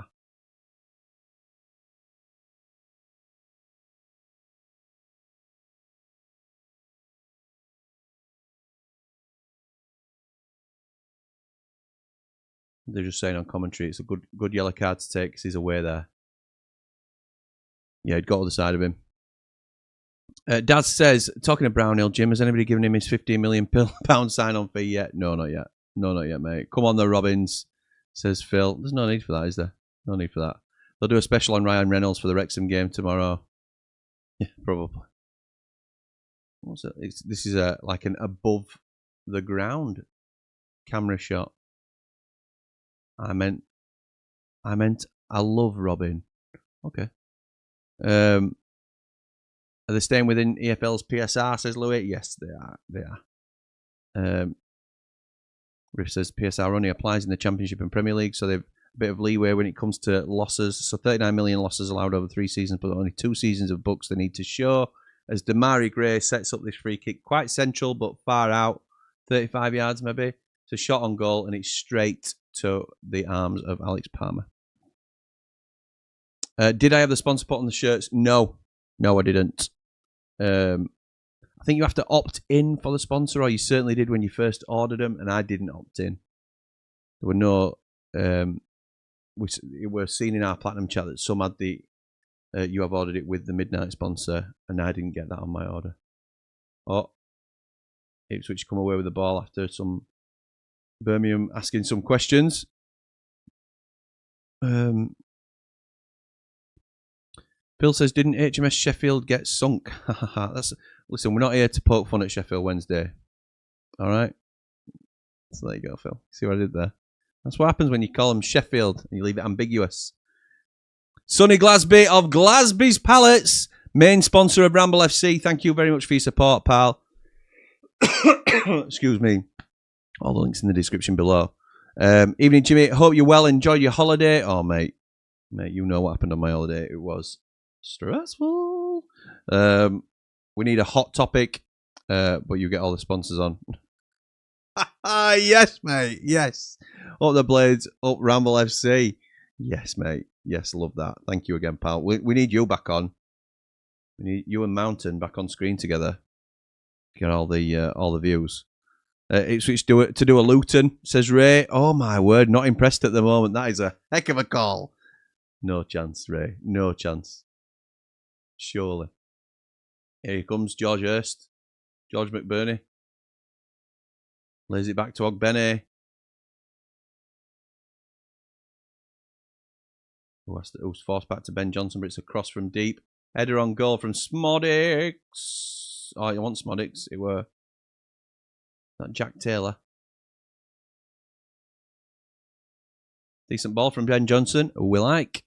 Talked about it. 2 minutes added time. Look at that. How he adds it on there.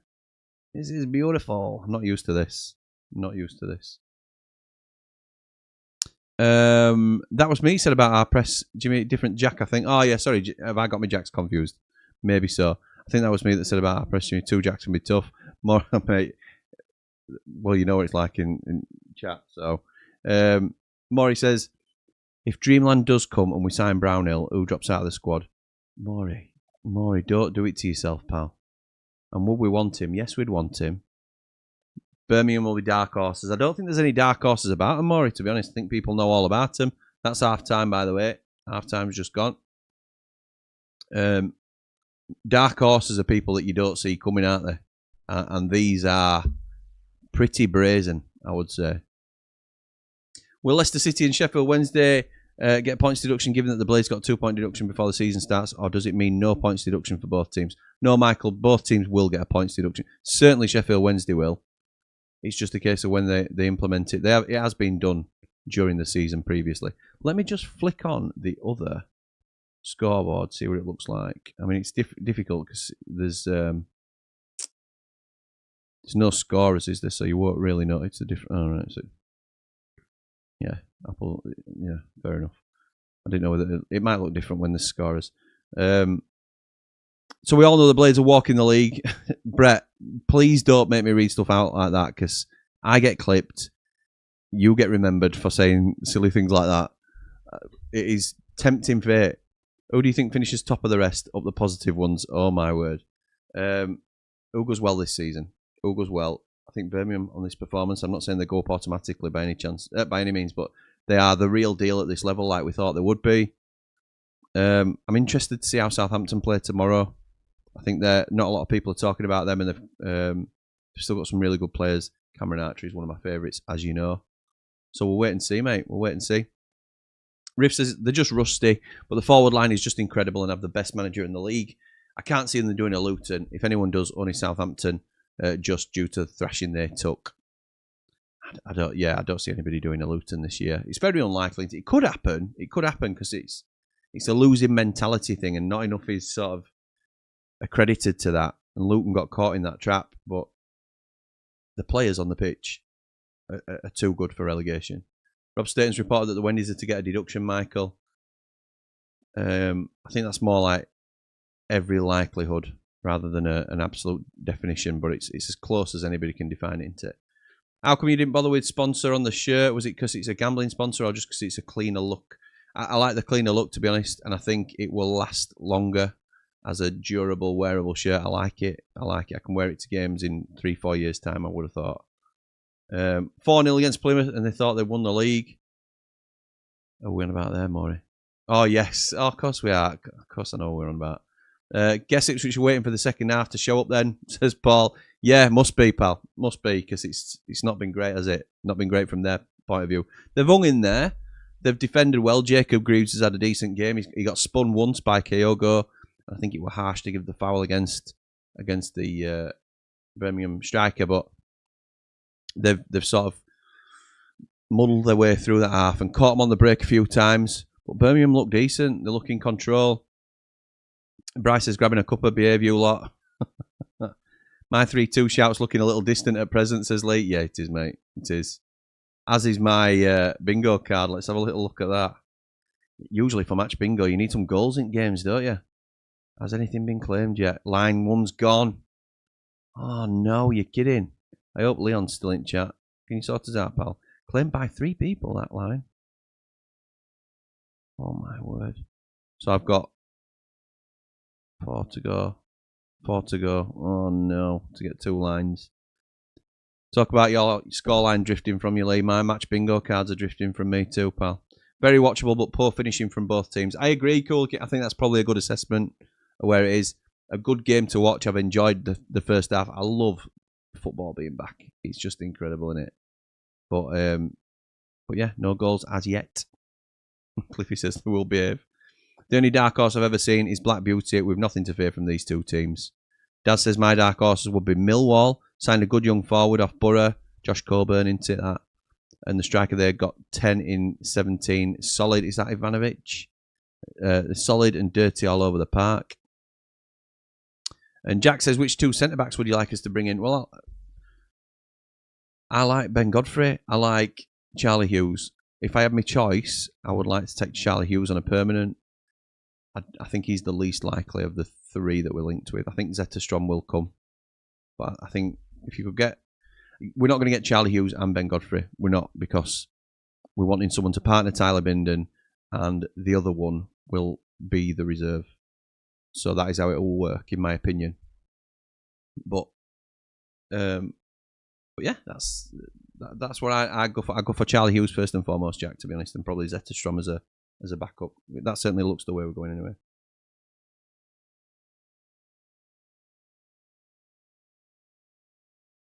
I missed the Jack Taylor yellow card in there somewhere.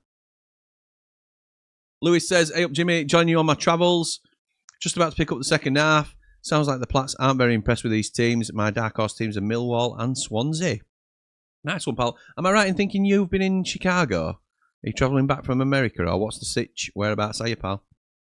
Danny D says, love the EFL, sad we're not involved, but then again, well, it's Danny the Sunderland fan. Mate, you enjoy it. You enjoy it. Hopefully we'll win a few more games this season than we lose, but you might struggle for that. And you're making some good signings. I think, you know, keep the faith, mate. Keep the faith.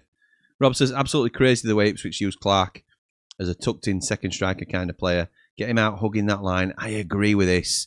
Get him crossing the ball in. It's like they never watched him play for us. I agree. I completely agree. They don't appear to... He's in the position on the pitch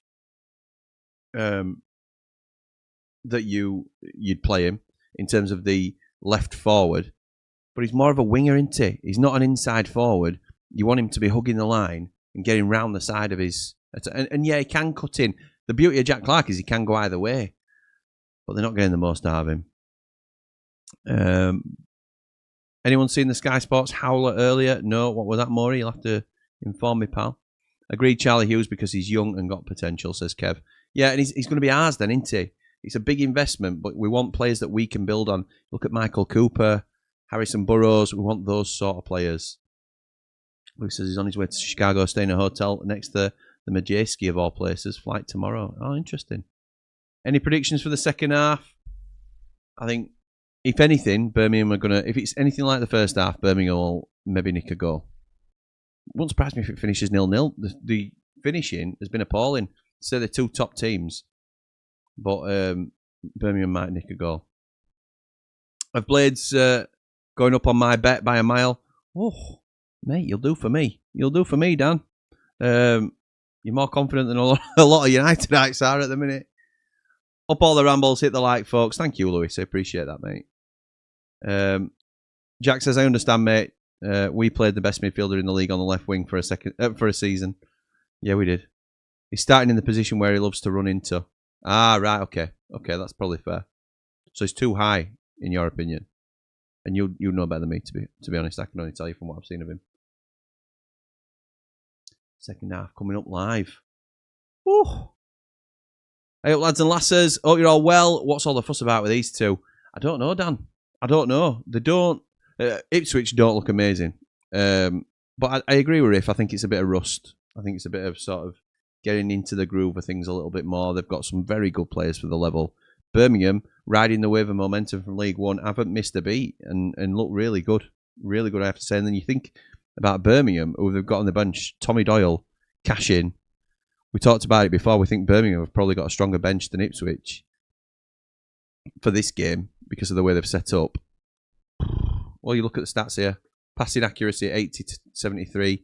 247 passes to 131. More shots. More shots on target. No shots on target for Ipswich. 65% possession Birmingham. 7 tackles to 2. More fouls for Ipswich. That's the only thing they're winning in other than one corner. It's interesting.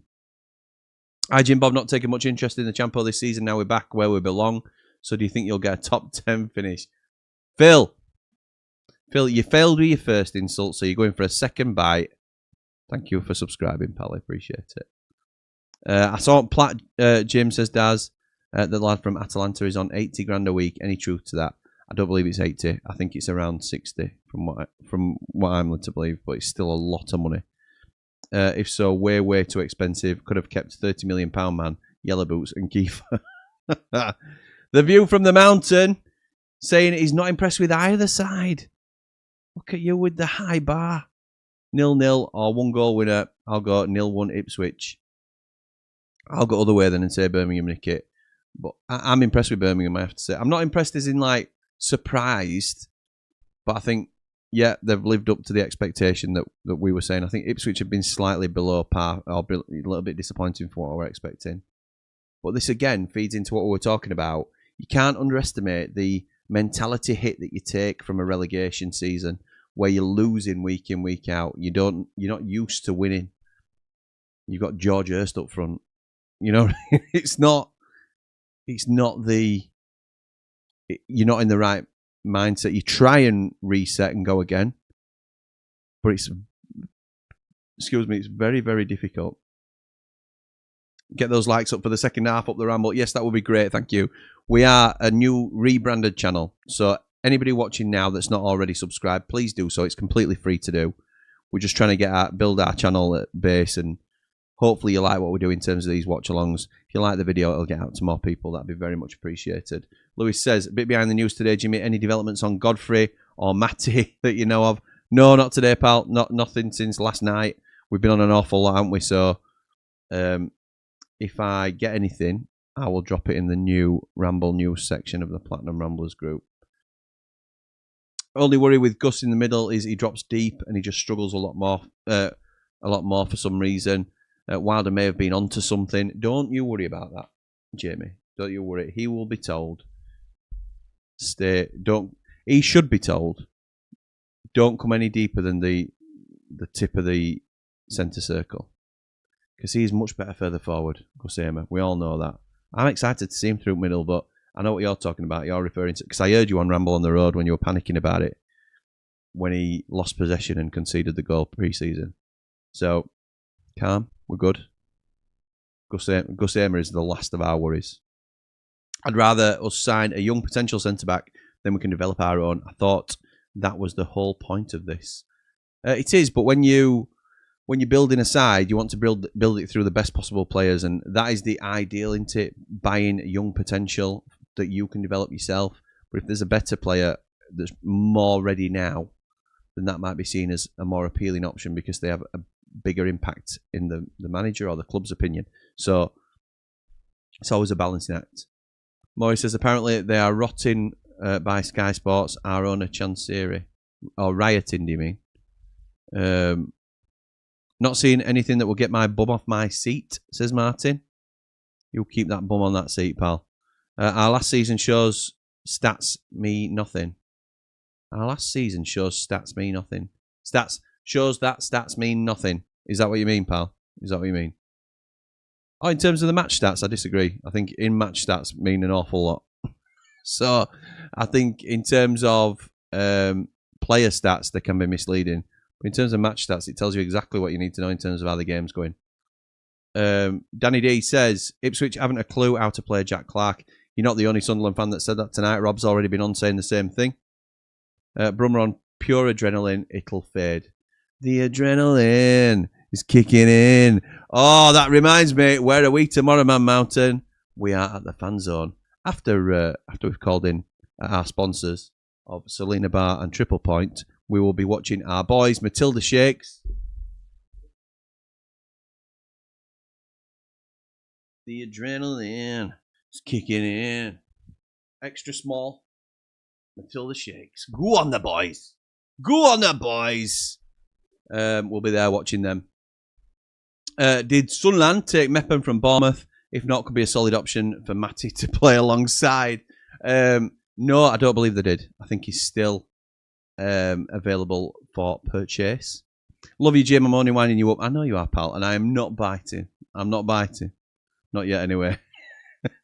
It's not a Sheffield United game. If I were under pressure and I was not happy, then I would likely have bitten at stuff like that. As always, Mr. Mountain, the voice of reason, says Chris. Don't blow smoke up him, Chris, honestly. He loves it. He loves it. Finn says, endless hype over the Tractor Boys and the Blues. Was hoping top six, now fancy autos with blades. Up the sky, Blues. To be fair, shout out to Finn as well. Cov will... We talk about dark horses. Again, I don't think the dark horses, because I think people can see what they're doing. They have had a really good window. A really good window so far. Any chance of Blades getting Enzo Lafitte on a cheeky loan? Apparently very unhappy at Sunderland and been left out of the squad for their friendly this weekend. He's very unhappy. I'll be amazed, Lee. I'll be amazed. He'll be on big money. Maybe. He's still available, mate, says Danny about Mepham. Bride telling Phil to play nice. Great channel. You're a likeable fella. Keep up the good work, pal. Thank you, mate. Thank you. I wish my wife thought the same.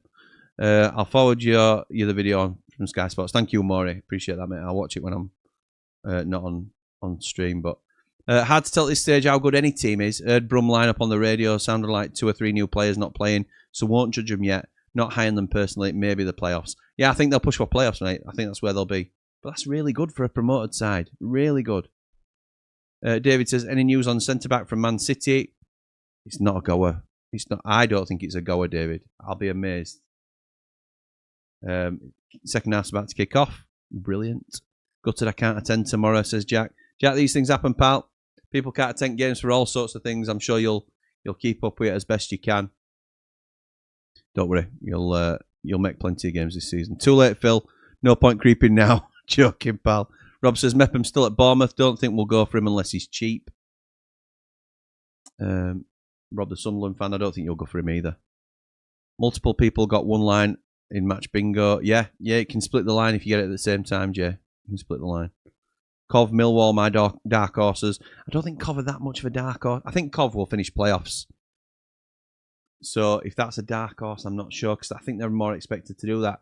A couple of people say Millwall. It's not a bad shout. Not a bad shout, because they always go well, don't they? But I think some people fancy him to push on a little bit. Tony Raw says we might be the minority here, but think Brum will beat us easily on Wednesday. Are we bothered about the cup? I'm not saying we want to lose. I'm not saying we want to throw it or anything like that. But it doesn't kill our season if we put 4 or 5 squad players out and Birmingham beat us. That is a foul all day long by George Hurst. On a say Samuel, he absolutely bulldozed him. Cheers, Danny, says Daz. Yeah, so we're back underway. Brighter say Samuel tries to keep it in play at the Birmingham end so it don't go out for a corner, and George Hurst just absolutely he does a stinger splash in the corner, I think. Overrated, George Hurst. Overrated. I'm going early with some of these calls, but it's my honest opinion. So you can. This is where I get clipped up later in the season when George Hurst wins Golden Boot. But Keshi Anderson criticised him all at first half, and now he's cutting inside, and it's a cross into the box, which is cleared. I don't rate Keshi Anderson at this level, and I don't rate George Hurst. Keshi Anderson might come into it a little bit, but so far he's had a lot of the ball, but not done much with it. George Hurst is not a striker to lead the line to promotion, in my opinion. He's lucky that he's got Smodics, Clark, and Iwata nearly scored then. That were close. Not bad at all. And who's the right winger for Birmingham? For Ipswich, sorry. It escapes me a minute. But yeah, they've got those three behind them. Jack Clark, Jay Stansfield, obviously, sorry. And the other one that I just mentioned. This is me trying to multitask, you see. Smodics, Jack Clark, and Benny, yeah. Benny. What am I on about? Hey up. There's some more coming in here. That Lafay rumour came from an account that's known to spout rubbish. Well, that's good. That's good to know. Because that's one that could run, couldn't it, if people don't know that.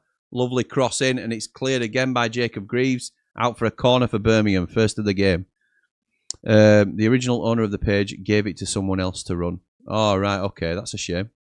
A shame that they've lost credibility due to that, I mean. But it's good to know that the rumour's a load of rubbish, just to clear that up. I'd rather not progress in the cup and focus on the league, says Maury. There's a couple of reasons for staying in cup. I'd quite like, obviously, the finance helps. It shouldn't when you're a parachute team, but it does for Sheffield United. And it also gives minutes to players like Ryan O'Neill and Louis Marsh. Cochrane with a left-footed in-swinging corner then. Crossed in. And it's cleared by Greaves. And it falls to the feet of Pike. And he just clips it wide, well wide of the near post. He was sat on edge at box. And it dropped nicely to him. Yeah, he had a swing in it. Jamie Dumpling says, I'm bothered about the cup. I'm going. Also tune in to Ramble on the Road. Nice little plug there. As I say, we are condensing Ramble on the Road going forward. It will be a shorter, bit more of a digestible series, hopefully. And hopefully less editing for me. But time will tell on that one.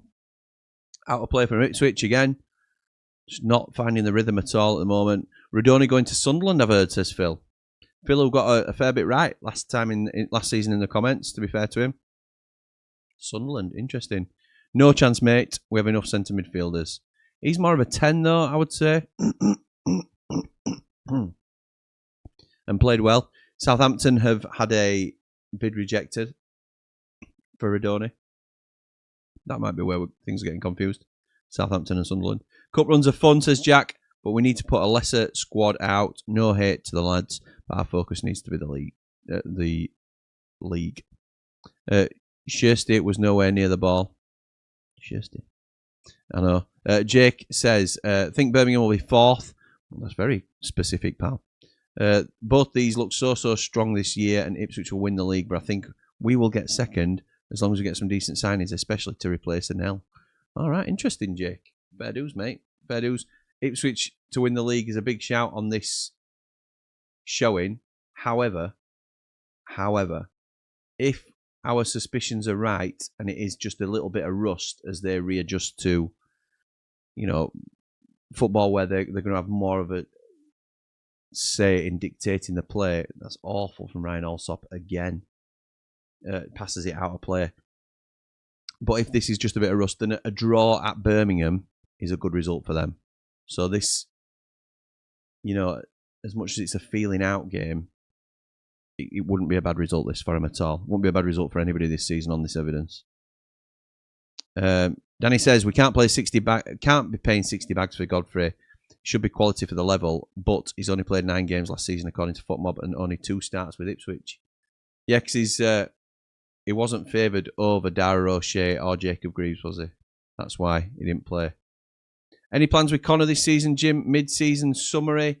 We keep talking about it. To be honest, I haven't spoken to him for a few days now, but we spoke again. We spoke about it again. Yeah, we are trying to get something, but we're both so busy. That's the thing. And it would be more of a, in all honesty, I think for both of us, it would be more of a priority if we were in the same league, because we do really enjoy making content together. But being in different leagues, there's not really the same edge to it, is there? So it'd be more. It's finding that balance between. Oh, it's a crossing from Birmingham. So nothing agreed yet, Phil. But we both want to. I'm sure. I'll be amazed if we don't at some stage. A lot of clubs are tapping into Japanese and South Korean markets, but the Villa never have the blades. Apart from Hao Haidong, no, very rarely do we venture that sort of way. We are linked, however, with a Korean right back from Red Star Belgrade, so that may be something that we're doing. I understand we've got a bid on the table for him. Having a look at a lad called Woo Cooler King. Yeah, Ric Flair at right back. That's what we're going for. Surely we could go after Mepham. Would suit us, fill a centre-back gap. Ray, you are falling into the Chris Wilder trap there with a traditional, suitable footballer to fit into our side. Don't work like that anymore. Don't work. We don't go for the obvious options, Ray. We go for the obscure options. Jasper Carrot there, look. Comedian and Birmingham City fan. I'll tell you what. That takes me back. There's old Jasper. Old, were it Golden Balls? Split or Steel. How brutal was that game, by the way? How brutal was that? I would never have got over that if somebody had stolen from me. Not that I'd have given them a chance. Lee says, I had to change our pre-booked 30th wedding anniversary meal with family and friends today after realising we had Watford that day and I'd not get back in time or in a good state. She's a lucky girl. Oh, my word. I'd never get away with that. What day you changed the meal to, Lee? Google the championship table and see what Blackburn Rovers are called. Google the championship table. This best be good, this, Rob, because I'm doing it. I'm doing it as we're live. Route 1 Rovers, is it? What's happened there? Some Burnley fans got their hands on it, haven't they? Doug King, no plans to sell Radoni, says Finn, unless it's silly money. That makes sense, doesn't it? That makes sense. He's one of your key players. Build your team around him. You want big money. He's got a decent contract. I thought it were a good deal when you signed it. We're at 5 million quid. 4.5, 5 million quid from Huddersfield. Good player. Kyogo through. It's the post. Stansfield goal. Goal for Birmingham. Excuse me. Ipswich go to sleep. And that's a really good goal. Well taken by Birmingham. They were sharp. Kyogo hits the post. And on the follow-up, as they've just said, it ricochets out and Stansfield smashes it into the roof of the net. 1-0 Birmingham. And it's deserved. It's a deserved goal for Birmingham. When is my thing going to change? There we go. There we go. Now let's see what it says on the other one. Look at the scoreboard right here. Oh no, it doesn't show his name, does it? That's interesting. Thought it did. It might do later once it's sort of caught up with itself. Lovely goal, that. Lovely goal. So that is Alex Palmer clears the ball. Granit Isaiah Samuel wins the new signing, wins the ball in the air. Kyogo scoops it over the goalkeeper, hits the post, and it bounces back. First one there. First one there is Jay Stansfield. Well done. And that goes back to one of the comments earlier that said about his movement. He's in the right place at the right time. Always alert. Good goal. Phil says, what's the situation with Tanganga? Plays for Millwall. Decent. Good championship player. Probably a high ceiling. Rumoured to have a minimum clause for a Premier League club. of around 1.2 million. Nobody's activated it, which makes you question the credentials of it. Will be way overpriced for any clubs like us. So I don't think there's anything happening particularly that I'm aware of, Phil, to be honest, at the minute. Maury says, don't get me wrong, I would want us to win. I don't fancy 2 hours drive back being moody. Yeah, you're going as well, like you, pal. Cliffy says, agree, Jimmy, playing in the Cup gets players outside the starting 11 up to match fitness, can do all pre-season fitness you need, but nothing like match intensity. Also changed my name to make it easier with the Jack situation. Cheers, Cliffy. Thank you, pal. Evening, Jimmy, says the Wednesday Till I Die podcast. When are we getting together, pal? When are we getting back on for another Steel City showdown? I said we were going to sort it when we came back from holiday dinner, so we need to get that sorted if that's okay with you. Good evening, mate. Hope you're doing well. Out your embargo. But he's still here, isn't he? Leif Davies just stumbles over the ball. Bright Asai Samuel tries to marshal it out. Can't do. Has to play it back. And that unit, Newman, hoofs it downfield. Secret Guy says, who do you think might be Championship top scorer this year? Anyone to break 20 goals? Tyrese Campbell? Tyrese Campbell, we'll stick with that. Cameron Archer might be in with a shout. Lethal at this level. Really like him, as you know. Wednesday Till I Die says, I'm at my sister's wedding on Sunday, Bri. Probably for the... Oh, sorry, Bri said, hi, James. Welcome in, mate. How you feeling, kid? He says, I'm at my sister's wedding on Sunday. Probably for the best. Jord Motson will be there. I think I'll just avoid him. So for those that don't know, and have followed us before, Jord Motson, co-commentator on Ramble FC. He's otherwise engaged tonight because he's at a wedding. He's also, as you can tell there, Birmingham just get it away from an Ipswich attack. They've done well there. So he's unable to watch the Leicester versus Sheffield Wednesday game with us on Ramble FC because we'll be doing a watch along for that on Sunday. James is obviously at the same wedding. So, yeah, interesting, mate. Interesting. It's a bit of a shower into it at your place at the minute. Michael says, Jimmy, your new Yorkshire finish, Yorkshire's finest show starting on Monday. Is that similar to Joe Wainman's White Rose Rivals that he was doing on his podcast last season? Is that where you get loads of different content creators from different clubs? No, it's not like that. It's not like that. It's me and Cal. We'll both be presenting, and we'll try and get callers on to talk about the previous weekend's results from all across the region. So there'll be an open phone line to come on and talk to me and Cal about how your team's done over the weekend. So it'll just be open to fans to come on. So if Leeds get hammered, which they probably will in a couple of weeks, then they can come on and have a little bit of a cry about it. If Leicester beat Wednesday 5-0, they can come on and have a cry. Blades can come on and bask in the glory of a big win, hopefully, at the weekend. Cal thinks Barnsley are winning league, so they can come on and have a gloat if they want. We'll have a few little things that we're going to be talking about. We might have to move the day later on because Mr. Big Time's got some other commitments that might clash now. But there you go. There goes my prediction, says Paul. Yes, absolutely right. Hurst is an absolute bull in a china shop, says Man Mountain. Yeah, he's awful, isn't he? They'll definitely need a forward to compete for the title on this evidence. Yeah, losing Liam Delap they must have been ready for it, but to think George Hurst is ready, it looks a little bit of a faux pas for me. Having said that, they're after Chuba Akpom, aren't they?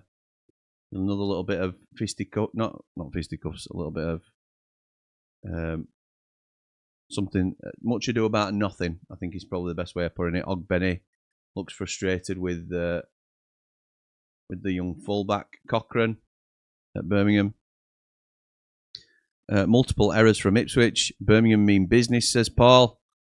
Bryce says, James, you'll be gentle with your pal. You're not in the alleged riot then, mate.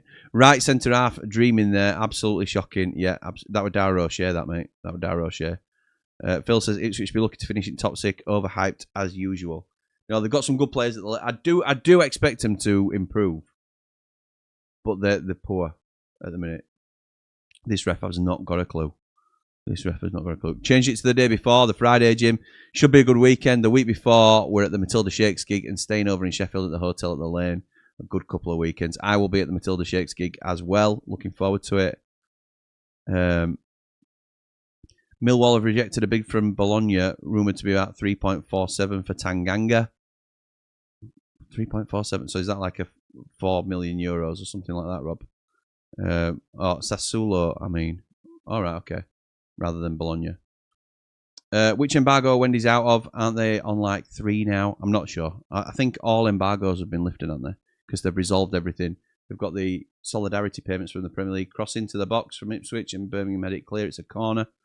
Because they've got the solidarity payments from the Premier League, which all the Championship clubs get. They've used that to satisfy all the elements of the embargo. I think they will still have the transfer ban in place. I need to get James on, don't I, for a Steel City showdown, and we'll have a chat about it and know exactly what's going off with the blue half. Does anyone actually care about the League Cup, says Jake? Yeah, I think it's good. I think it's good for... first few rounds is good for squad development and match fitness, like we've already talked about. And then as you go on, it can add a bit of glamour, can't it? So you think about what we did a couple of seasons ago. I think it's really good. I think it can be a real boost to your season. Corner in, and it's high, wide, and not so handsome from the Ipswich corner. It was Dara O'Shea, and it's well over the bar. Got to play O'Hare tomorrow. Criminal keeping him out, says Phil. O'Hare will play tomorrow. I'll be surprised. It's only Andy the Blade that's dropping him. Smodics might go close to 20 goals. Not if he finishes like he has been tonight, pal.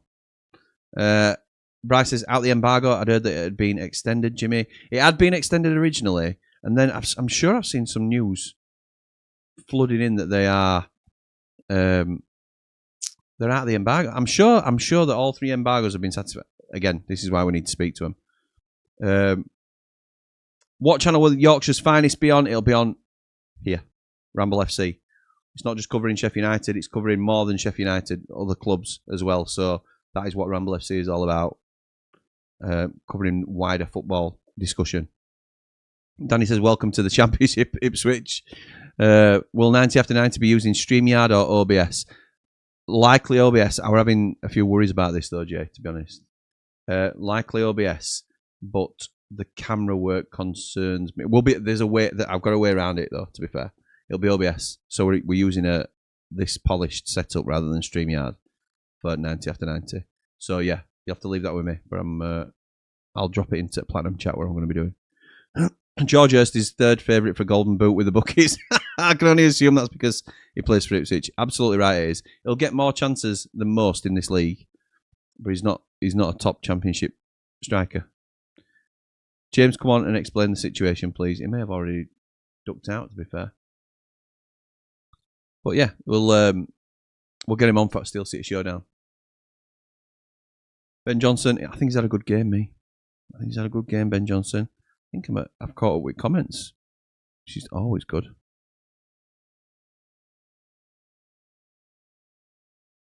Look at this. Yeah, somebody's been messing about.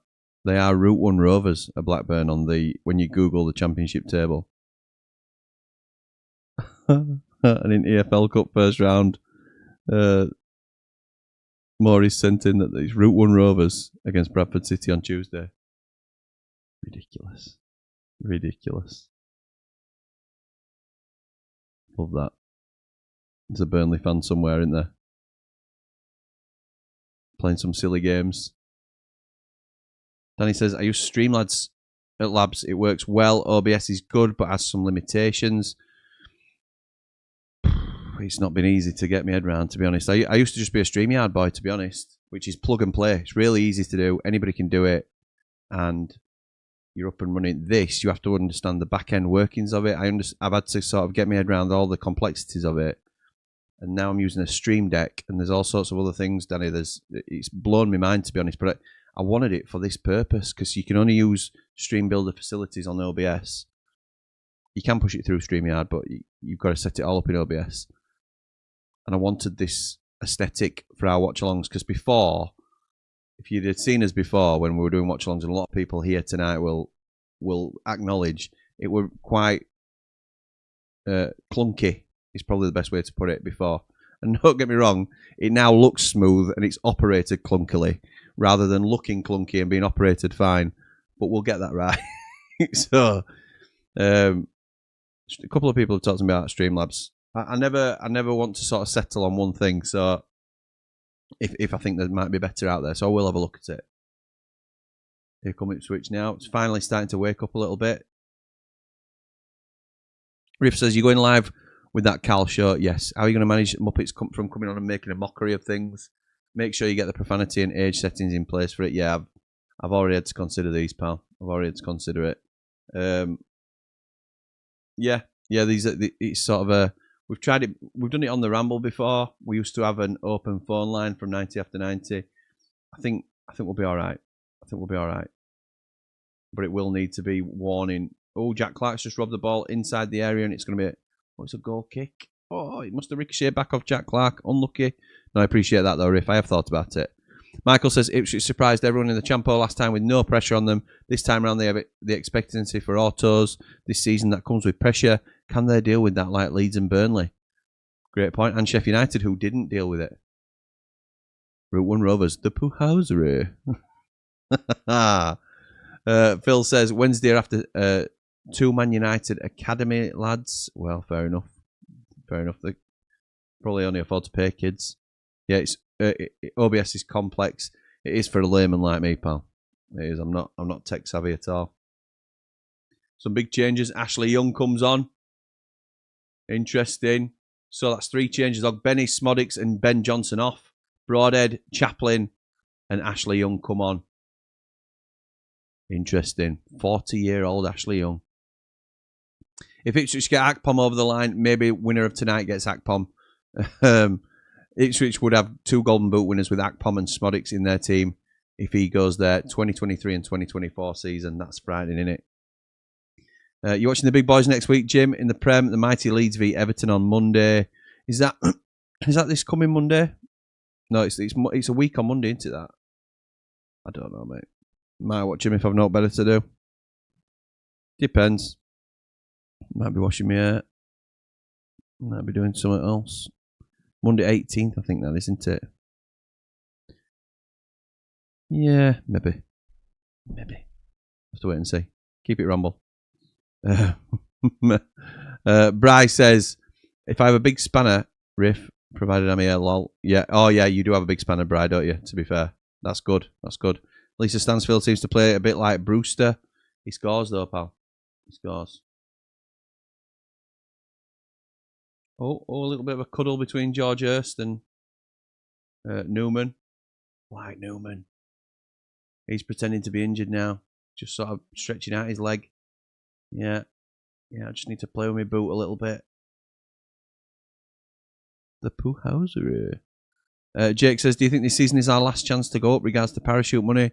This is our last big chance of getting promotion and mixing it at the top. Big chance. It doesn't mean we won't be a threat the following season, because that's exactly what Sunderland weren't a parachute team and they went up. So it can be done, but it just gets much, much harder, Jake. Much harder. James says, I know you mentioned about YouTube backup with Twitch. I watch a few streamers who stream using Twitch and YouTube at the same time, so can use both platforms. Thank you, James. I had a look at this today, actually, Twitch. I don't know anything about it.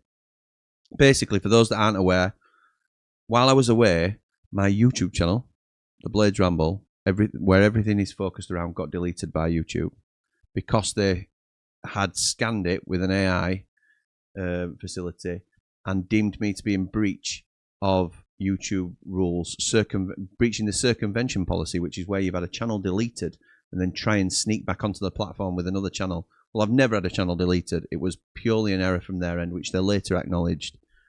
But I had to appeal it, and it was a horrible 48 hours. And there was very little I could do. I felt so helpless in that time, and I could go into more detail on that, and I might do that on Behind the Ramble. That's probably one to discuss there. Pike just gets a yellow card there for Birmingham. But that has sort of stoked a fire in me to think about alternatives to YouTube, because I can't have all my eggs in the YouTube basket. We are on other platforms, but this is by far our most followed platform. So I was thinking about an alternative, like like James is talking about, like Twitch, something like that, to have where we've got a bit of a base elsewhere, if in case anything goes bang again. So I looked at Twitch, and you need to be a Twitch affiliate to upload videos. I thought rather than live streaming there, I could live stream there. So what I thought I might do is upload all my videos to Twitch, and then have them sit on Patreon as being embedded into Patreon from Twitch. So people who join our Patreon will be able to watch that archive of videos from Twitch, and that'll get the viewership up slowly, but it'll get it up there, and it won't affect my YouTube earnings. But there's all sorts of little caveats to it. I am looking at it. That were a long-winded way of saying and trying to explain to people what the situation's been, but we are looking at it. It's now a free kick to Birmingham. Jacob Greaves concedes a free kick, and Kyogo is encouraging the crowd to be up and at it. Jamie Dumpling says, for the show with Cal, will you have a camera mandatory policy, and do you prefer usual callers like Platts to skip it to lower numbers for callers? No, it's got to be people that are eligible from both channels, because it's going to be streaming on both channels. I don't know if I mentioned that, but it'll be streaming on the Ramble Football Club and on Callum's channel as well. So we'll be going out to... He's got like 35,000 subscribers. So it's a huge thing for us to be exposed to his audience. And it's a huge compliment to us that he thinks, all joking aside, because he is a mick taker, as we all know, but it's a huge compliment to us that he thinks we can add value to his channel as well. So we're both really excited about it. We've had a couple of calls this week already with plans for it. But it's got to be an open line, Jay. It can't be like limited to Platinum Ramblers or anything like that. So that's where Riff's right. It's got to be. We've got to get it right. Oh, it's an in swinger, but it's over the bar from Cochrane. My comment is more around the new crowd that Callum would bring in as opposed to your usual crowd. Yeah, it's going to have like a warning at the beginning. It might not be a usual. What you expect from any of our channels, Blades Ramble, Ramble FC, and Behind the Ramble, we are a family-friendly channel. This might be a bit of an island on its own as a show, in terms of it might have to have a little bit of a warning at the front. We do have Callum Fowler on this show. He is a potty mouth. So yeah, we might have to put some in, like a screening of that. Birmingham away will be one of the toughest fixtures for any team this season, to be honest.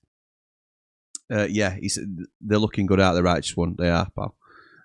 Phil says, on this show in Birmingham could be a hard nut to crack. I agree. They look really good, don't they? Don't be. All sorts can happen, though. It's such a long season. Chris Davis, for example, might be the... Oh, here we go. Damari Gray creeping in round the back. He crosses it in, and Ipswich deal with it. Okay. If Chris Davis is the reason that they are so good, the manager, and you can never underestimate the importance of a manager, a Premier League club struggling in November, December might come in and nick him, and that might see them drop down the league. So there's all sorts of connotations. It's such a long season, and so many twists and turns. That's why we love it. That is why we love the game. Phil said, I'll be watching for the Illiman hat-trick. I don't know which one you're on about there. Riff. Prem is boring, to be honest. I'll be watching the EFL too much money-orientated crap, says Danny. Yeah, it is very, very that way, isn't it? Is Al Hamadi on yet? Ali Al Hamadi? No, he's not on yet, I don't believe. Or I've missed it if he is. Did Illiman... Excuse me. Did Illiman's broken leg say, hope he recovers okay? No, he's not had a broken leg, has he? I saw a rumour today that Newcastle have turned their attention to him. I don't know whether there's any legs to that. I don't know how reliable the source is. Jack says they may as well spend some money and give us a good chance. Which I think I'm just having a look now. Does it show you the? Yeah, it does. It shows you the subs. That's good. That's good. They may as well spend some money and give us a good chance, which I think they will. Because if we don't go up, our big hitters are gone. It doesn't matter though, because we're winning the league. Glad you're back anyway, pal. Great content as always. Thank you, Phil. Boy, am I glad too. Feigning injury, diving, handbags, poo housery, bad referee and time wasting. God, I've missed football. Love it. Absolutely right. Absolutely right.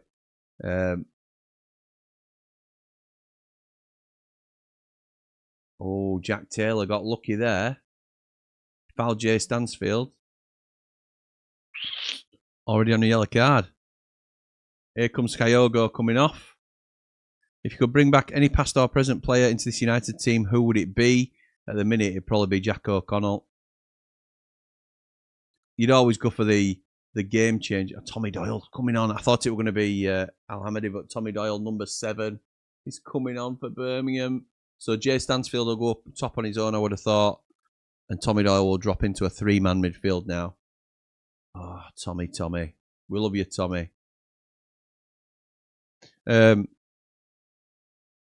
The obvious answer is like an Illiman and Dye or a Morgan Gibbs-White, who weren't even our player. But I think for what we need in this side, it'd be somebody like Jack O'Connell or Chris Morgan. I stream on Twitch and Kick. It keeps options open, says Danny. Kick, that might be another one to look at. I don't want it to be a permanent home. I just want it to have a little steady little island where if everything went wrong, I could just point everyone towards, because everything else is fine. Like your usual stuff like Instagram, Twitter, or X, Facebook, they're not really platforms that you stream from. They're not where your videos live. You put your YouTube stuff on there, don't you? And you clip it up and post it out there, and TikTok and stuff like that. So, yeah, I need to have a look at it properly, Dan.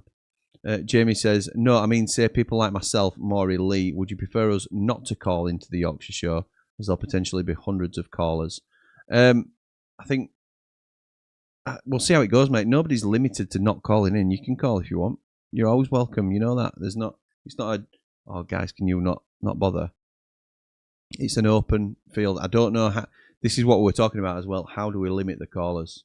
We might have to. Cal were on about maybe doing it through Discord or something like that, but I'm not sure you can sync it up because you have to have your full audio playing through. James from Wednesday Till I Die podcast might be able to talk to us about that. These are more like behind the Ramble discussions, these, I suppose, because this is what we're going to be discussing over there on that channel. Put that sexy Leeds shirt on properly, Jim, and I'll send you a generous super chat. No, thank you, but appreciate the offer. Pesh, Jake, and Morgan. Sayers already got them. You mean Jags? Is that a typo for Jags? Sayers already got them cracked, mate. Trust. Brum have got a very nice stadium, says Jamie. Sheila's Wheels says, seen that room myself, Jimmy, 40 mil. Yeah, I don't know where it came from, Sheila. I can't remember where I saw it. James says, looks like Tommy Doyle is about to come on. Yes, mate. Rumour on Illiman. Yeah, I saw the same one, Sheila. Daz says, Skilliman and Asula to save the barcodes season. 40 million apparently being quoted. Evening champion, says Christian from the Footy Social Club. For those that don't know, the Footy Social Club. Oh, has Al-Hamadi come on? We've missed that one. But the Footy Social Club cover all things Premier League usually. And I know they dip into other little bits every now and again, but really good Premier League show. Christian is the guy that has been really supporting me in terms of trying to make sure we're well balanced and on what we're doing in terms of the presentation. He's helped me program my StreamYard. He's taught me through OBS. Really helped me with Stream Builder and everything that can be. Never sort of asked for anything in return. I'm hoping to get him on for one of these streams actually because we'll be doing so many watch-alongs through the season. I'm hoping to get Christian on for one of these as well, or several if he wants to. But if you're not already, do go check out the Footy Social Club. They cover, as I say, all things Premier League and probably similar stuff to what we might be touching on in the future. Cooler King says, wash your mouth out, dumpling. It's a corrugated dump. Always has been, always will be. What he means is, Cooler King, the Villa fan, who was obviously very biased. But what Jamie means is, I think it looks good on TV. Correct me if I'm wrong, Jamie. Here come Birmingham again. And that was ridiculous. That was ridiculous. Kesh Anderson's got a 7.4. I am not sure about that for these ratings. What's going on there? What's that all about? Heard Rumble is decent. I've heard similar about Rumble. PNUK were trying to get me on Rumble. Al-Hamadi's come on yet. That must be for Jack Clark looking at it. Missed that one. How can Tommy Doyle not start for these aside in the Championship madness? He will, I think. He will. I think it's just a case of bleeding in your new players slowly. Like I think Cashin will. Having said that, these two centre halves for Birmingham look really good. Really good. Phil says, have you heard we might be in for Callum Doyle from Man City on loan as always? No, I haven't. I've seen the rumours. I don't think there's anything to it. Double substitution here. Ethan Laird and Lyndon Dykes getting warmed up. Lyndon Dykes, big unit up top. Ethan Laird, right back. Probably coming on for Brighton. Sorry, Samuel, who's obviously not won't have played that minute. Not used to this. Oh, Jay Stansfield's coming off. Interesting.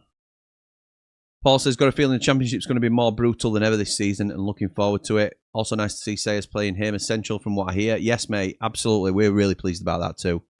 And it will be really competitive this year, I think. It will. There'll be a lot of people who won money on this tonight, by the way, with Jay Stansfield scoring. He's their talisman in here a little bit. You've been ill through a virus. Oh, sorry to hear that, Ray. Do it through Discord. You can have people waiting in a server and move them in. I know, pal, but the problem with that is I'm controlling the stream. Cal is there as well through his own microphone, and he would have to open his desktop for the audio, and then you'd hear my echo. So there's like intricacies that doesn't make it. There will be a way of doing it. There will be a way of doing it.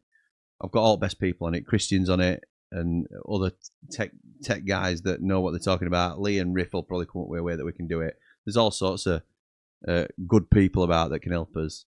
Because in essence, it shouldn't be that hard. But the technicalities of it sometimes make it quite challenging. But what a show that could be. As I say, we're both really excited about it. Callum says, Hull have McBurney, Lundstrom, rest in peace, the league, and John Egan. Regan Slater, real Sheffield United contingent. Illiman probably has already turned them down, says Rob. Evo says, Twitch affiliate requires to reach 50 followers, stream for 8 hours, stream on 7 different days, an average of 3 viewers within a 30-day period. Then people can sub for money or free with Amazon Prime. All right, okay, I didn't know what the situation was. Thank you, Evo, for letting me know that. Dad says, Cooler King, have you got your £92 season ticket for Newcastle game tomorrow? £92 ticket for the Newcastle game tomorrow. Can't say I'm right impressed with the game tonight, says Paul Rose of Well-Stoned Landscapes. He's been here today, doing a cracking job at Ramble HQ. Thank you for the work you're doing, pal. He's a sponsor of the Blades Ramble.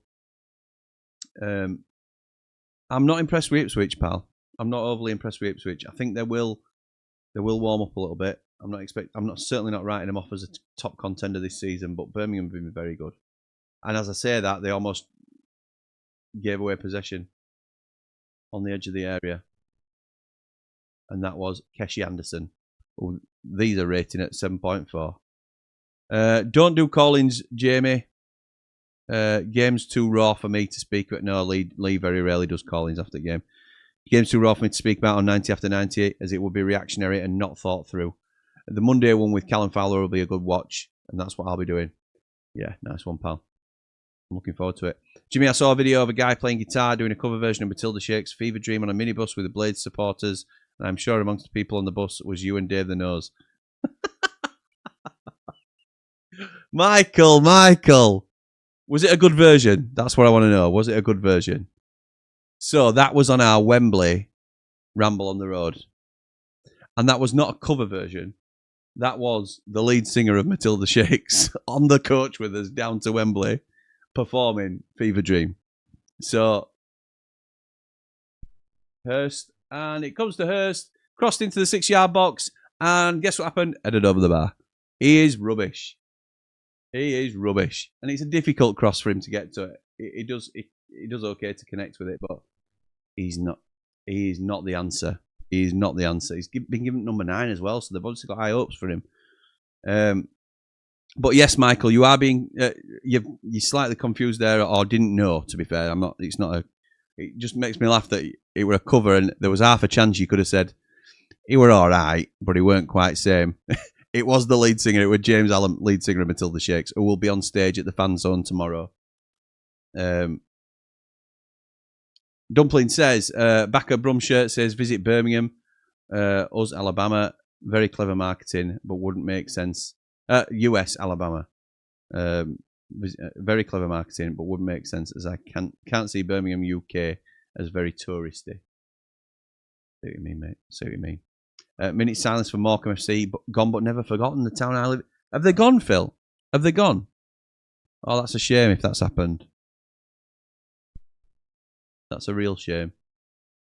2 people have won 2 lines on Match Bingo. I need 2 for a full house. Charlie, what's going on?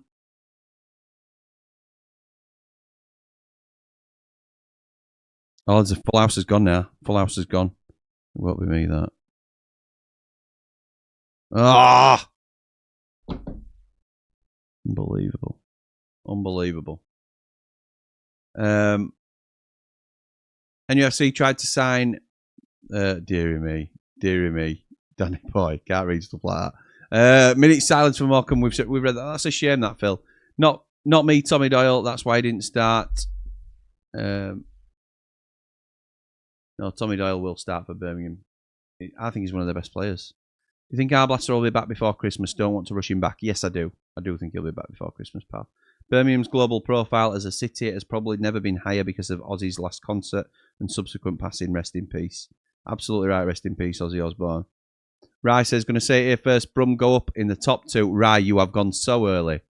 You have gone... Right. Who has recently returned. Al-Hamadi's just slipped in the area. Just they were about to get a shot off. His chop didn't quite work as he wanted.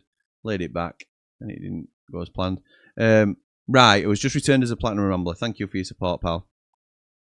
I have missed your wacky shouts for what you think might happen.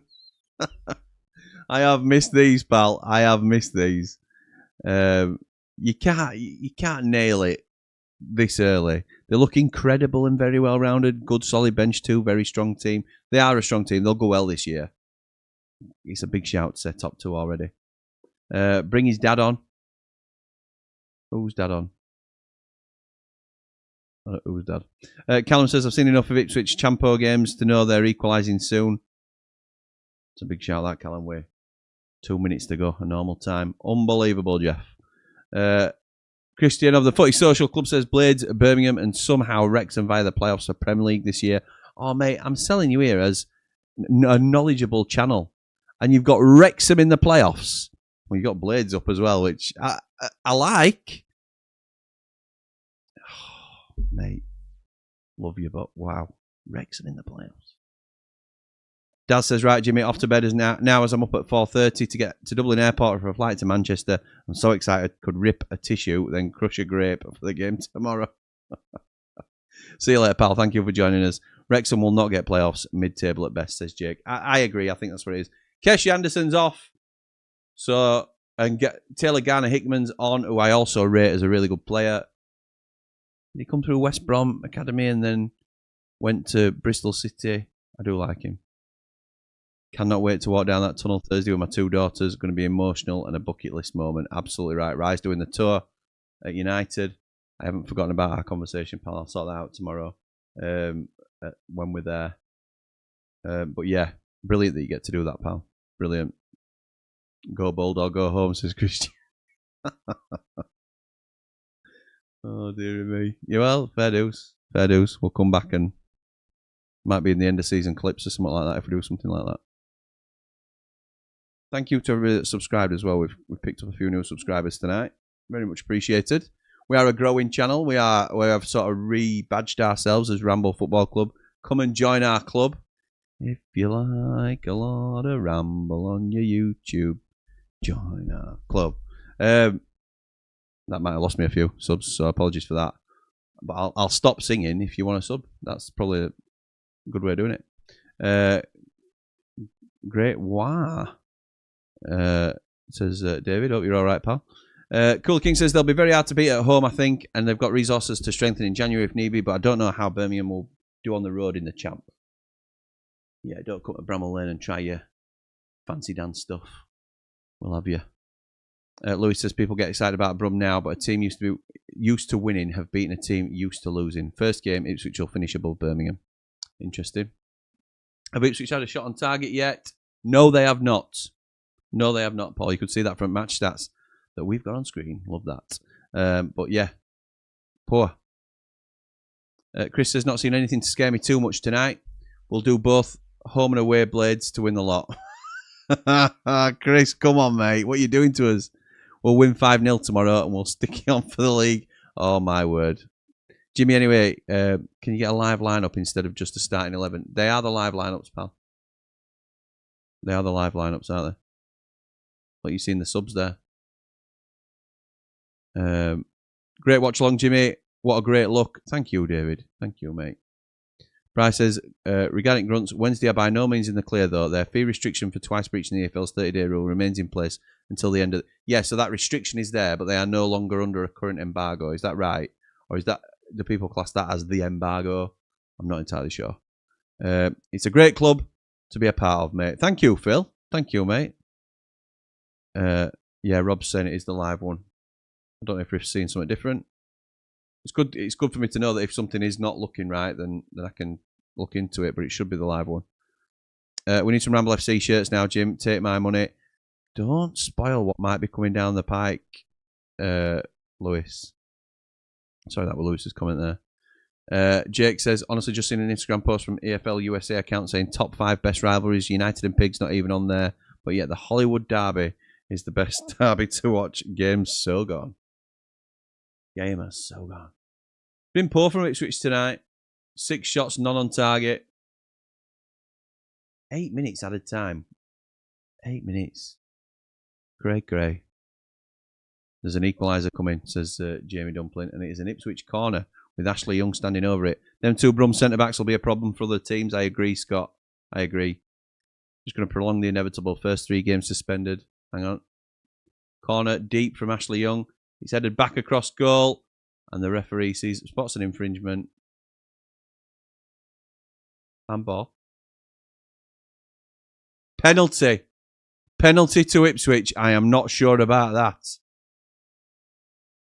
Wowzers. Penalty to Ipswich. Lyndon Dykes. Couldn't happen to a nicer guy. So, ball comes in, slow-mo now. I mean, it does hit his arm, and it changes direction. But it can't do anything about it. It's a good spot, but it's harsh.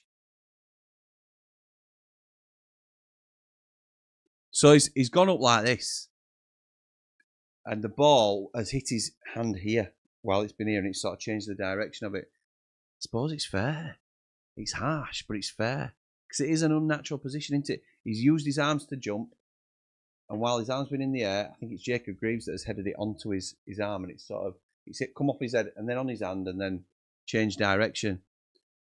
So, after all this, is it George Hurst against Ryan Alsop? 2 players that I think have both underperformed tonight. One of them's going to prove me wrong. Got to be a goal, surely. It is. 1 apiece.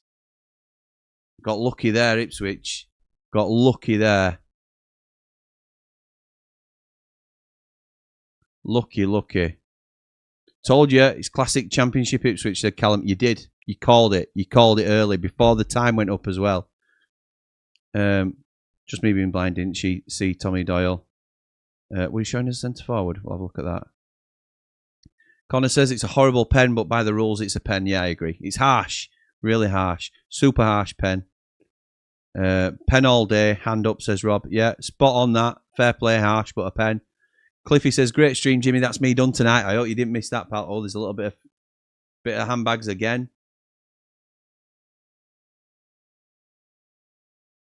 Some subs are on.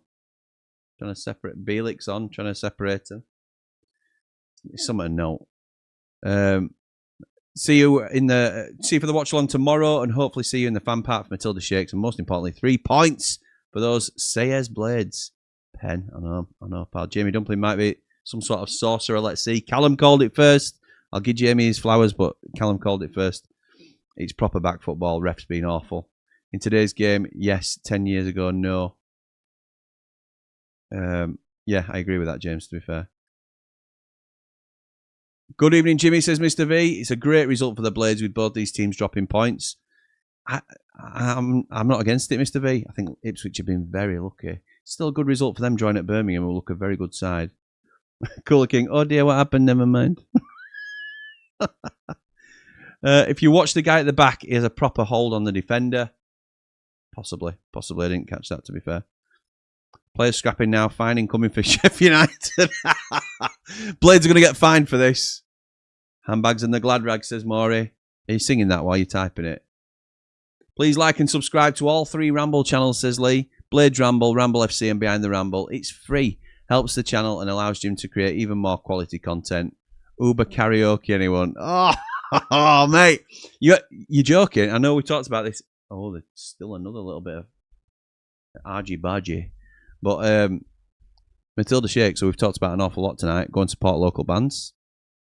I'm in with James doing some carpool karaoke for Behind the Ramble. Where that is going to be so good. I'm really looking forward to it. I will destroy that man's sound, but I'll tell you it's me that's singing well and him that's singing poorly. I'll try and dub it in the edit. Sounds like they've both been poor tonight. What do you think, Jimmy?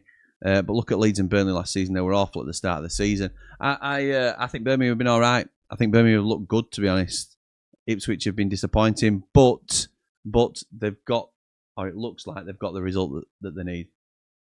So it's the Championship, isn't it? So Match Betting Club says Match Betting Club. We've already got a betting sponsor on this channel, but you know, Ipswich have looked super uninspiring today. I agree, but they've got the job done, haven't they? They have got the EFL logo peeling off the shirt there. Looking at that, Sheffield United all over again. Ha ha ha! Feel for the Brummies. Doesn't sound like it. They're both battling for second place anyway, these two, as the title is ours for this season. Best fans and YouTube creator in the league right here. Thank you, mate. Appreciate that. But that is stitching us up there, isn't it? In terms of Sheffield United. Wow. Can't ever write anyone off in the Championship. Crazy division, the best division. Absolutely right. This is the Championship, says Beast Boy. Wow. Hope that shuts them lot down up the road. I love it. Ipswich are off the bottom, says Paul. Hurst a wind-up merchant like his dad was. First game in, and it's the most champo game ever. Fighting, dodgy decisions, late drama. We love it, don't we? Football is back. Leif Davis with the cross in. Ooh, it were a free kick there, and it just got cleared. That would have been Pooh Housery, wouldn't it? What a terrible push from Taylor Garner-Hickman that was. If he's given a free kick away there rather than a throw-in, then he's an idiot. Good result, though, says Cal. Yes, it was. Did you see the Brum fan fighting Ipswich players on the replay? No, I didn't. I'm Jack Selby. Oh, Jackie boy! Match Betting Club. Is that what you're doing now, Jack? He's one of our Ramblers, our Ramble supporters. Just logged into the business account. Dropped a sub on this one too. What a boy. What a boy. Hope you're doing well, mate. We'll be back in the Championship next season. I'm going with Brentford, Sunderland and Burnley. That's because you know a lot of Leeds supporters are over here. And you want them to check out Footy Social Club. Well, we've got some Sunderland fans over here now. Christian, what are you going to say now? Why don't you just say Man United and other teams that aren't here? I think Leeds go down. I think all three promoted sides go down, in all honesty. And I don't like that. It's a free kick to Birmingham. It's going to peter out now, and that'll be the end. I think all three sides will come down, and I think that's a poor. I don't want it to happen, but I think that's what will happen.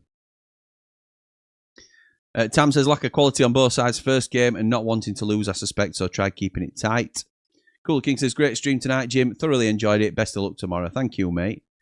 Deb says, hi, Jimmy. Birmingham are a dirty team. Up the Blades, up all the Rambles. Up Matilda Shakes. Like and subscribe to the Best Blades channel. Thank you, Debs. Really appreciate the compliment. I disagree slightly. I don't think Birmingham have been that dirty. I think Ipswich have thrown themselves on the floor an awful lot. That's just my personal perspective on it. The Championship is not League One, Brummies, says Finn. Was it actually a pen, says Jack? I think so, it was, yeah. Leeds have to stay up, mate. Mum's a Leeds fan. Yeah, I remember you saying that, actually. That's someone on the naughty list. There you go. You've already made an enemy, unfortunately. He'll be checking you out just to abuse you now, I would have thought. That's full time, by the way. Got tackled by a security just as the guy was going to take a swing following the penalty scuffle. Interesting. So, yeah, just showing Jay Stansfield there, shaking hands. Relief Davis. He thought he'd won the game for him. Not to be. Not to be. I haven't had any tea tonight, me, you know. So I have that little kip. I had a chance to have any tea. I don't know whether to get some now. What do you reckon? Shall I get some now? Bit late in it. Shouldn't be eating it this time, particularly when we're on again tomorrow, and then we've got a busy day tomorrow. Grown a dislike towards both of these teams tonight, says Jack. It's great to have you on, Jack. We don't get you on many live streams, do we, pal? I'd say Brentford need to be worried. Lost a lot of players, and Andrew's unproven at any level. Yeah, I think that's the obvious one to point to. But Brentford always come through. Always have done. And it would be a break from the norm now to not do. You look at the gap that was last season in terms of the points. Leeds, Burnley and Sunderland all have to achieve that sort of level. They have to leapfrog someone else to get out of it. Can't see it. Great show, mate. Good night. Thank you, pal. Thank you. Much appreciated. Wolves, Burnley and Sunderland to go down, says James. Brum throwing dummy out. Well, you'd be fuming, wouldn't you, to be honest? Black Cats need more. Xhaka is a good signing. Yeah, he is. That's true.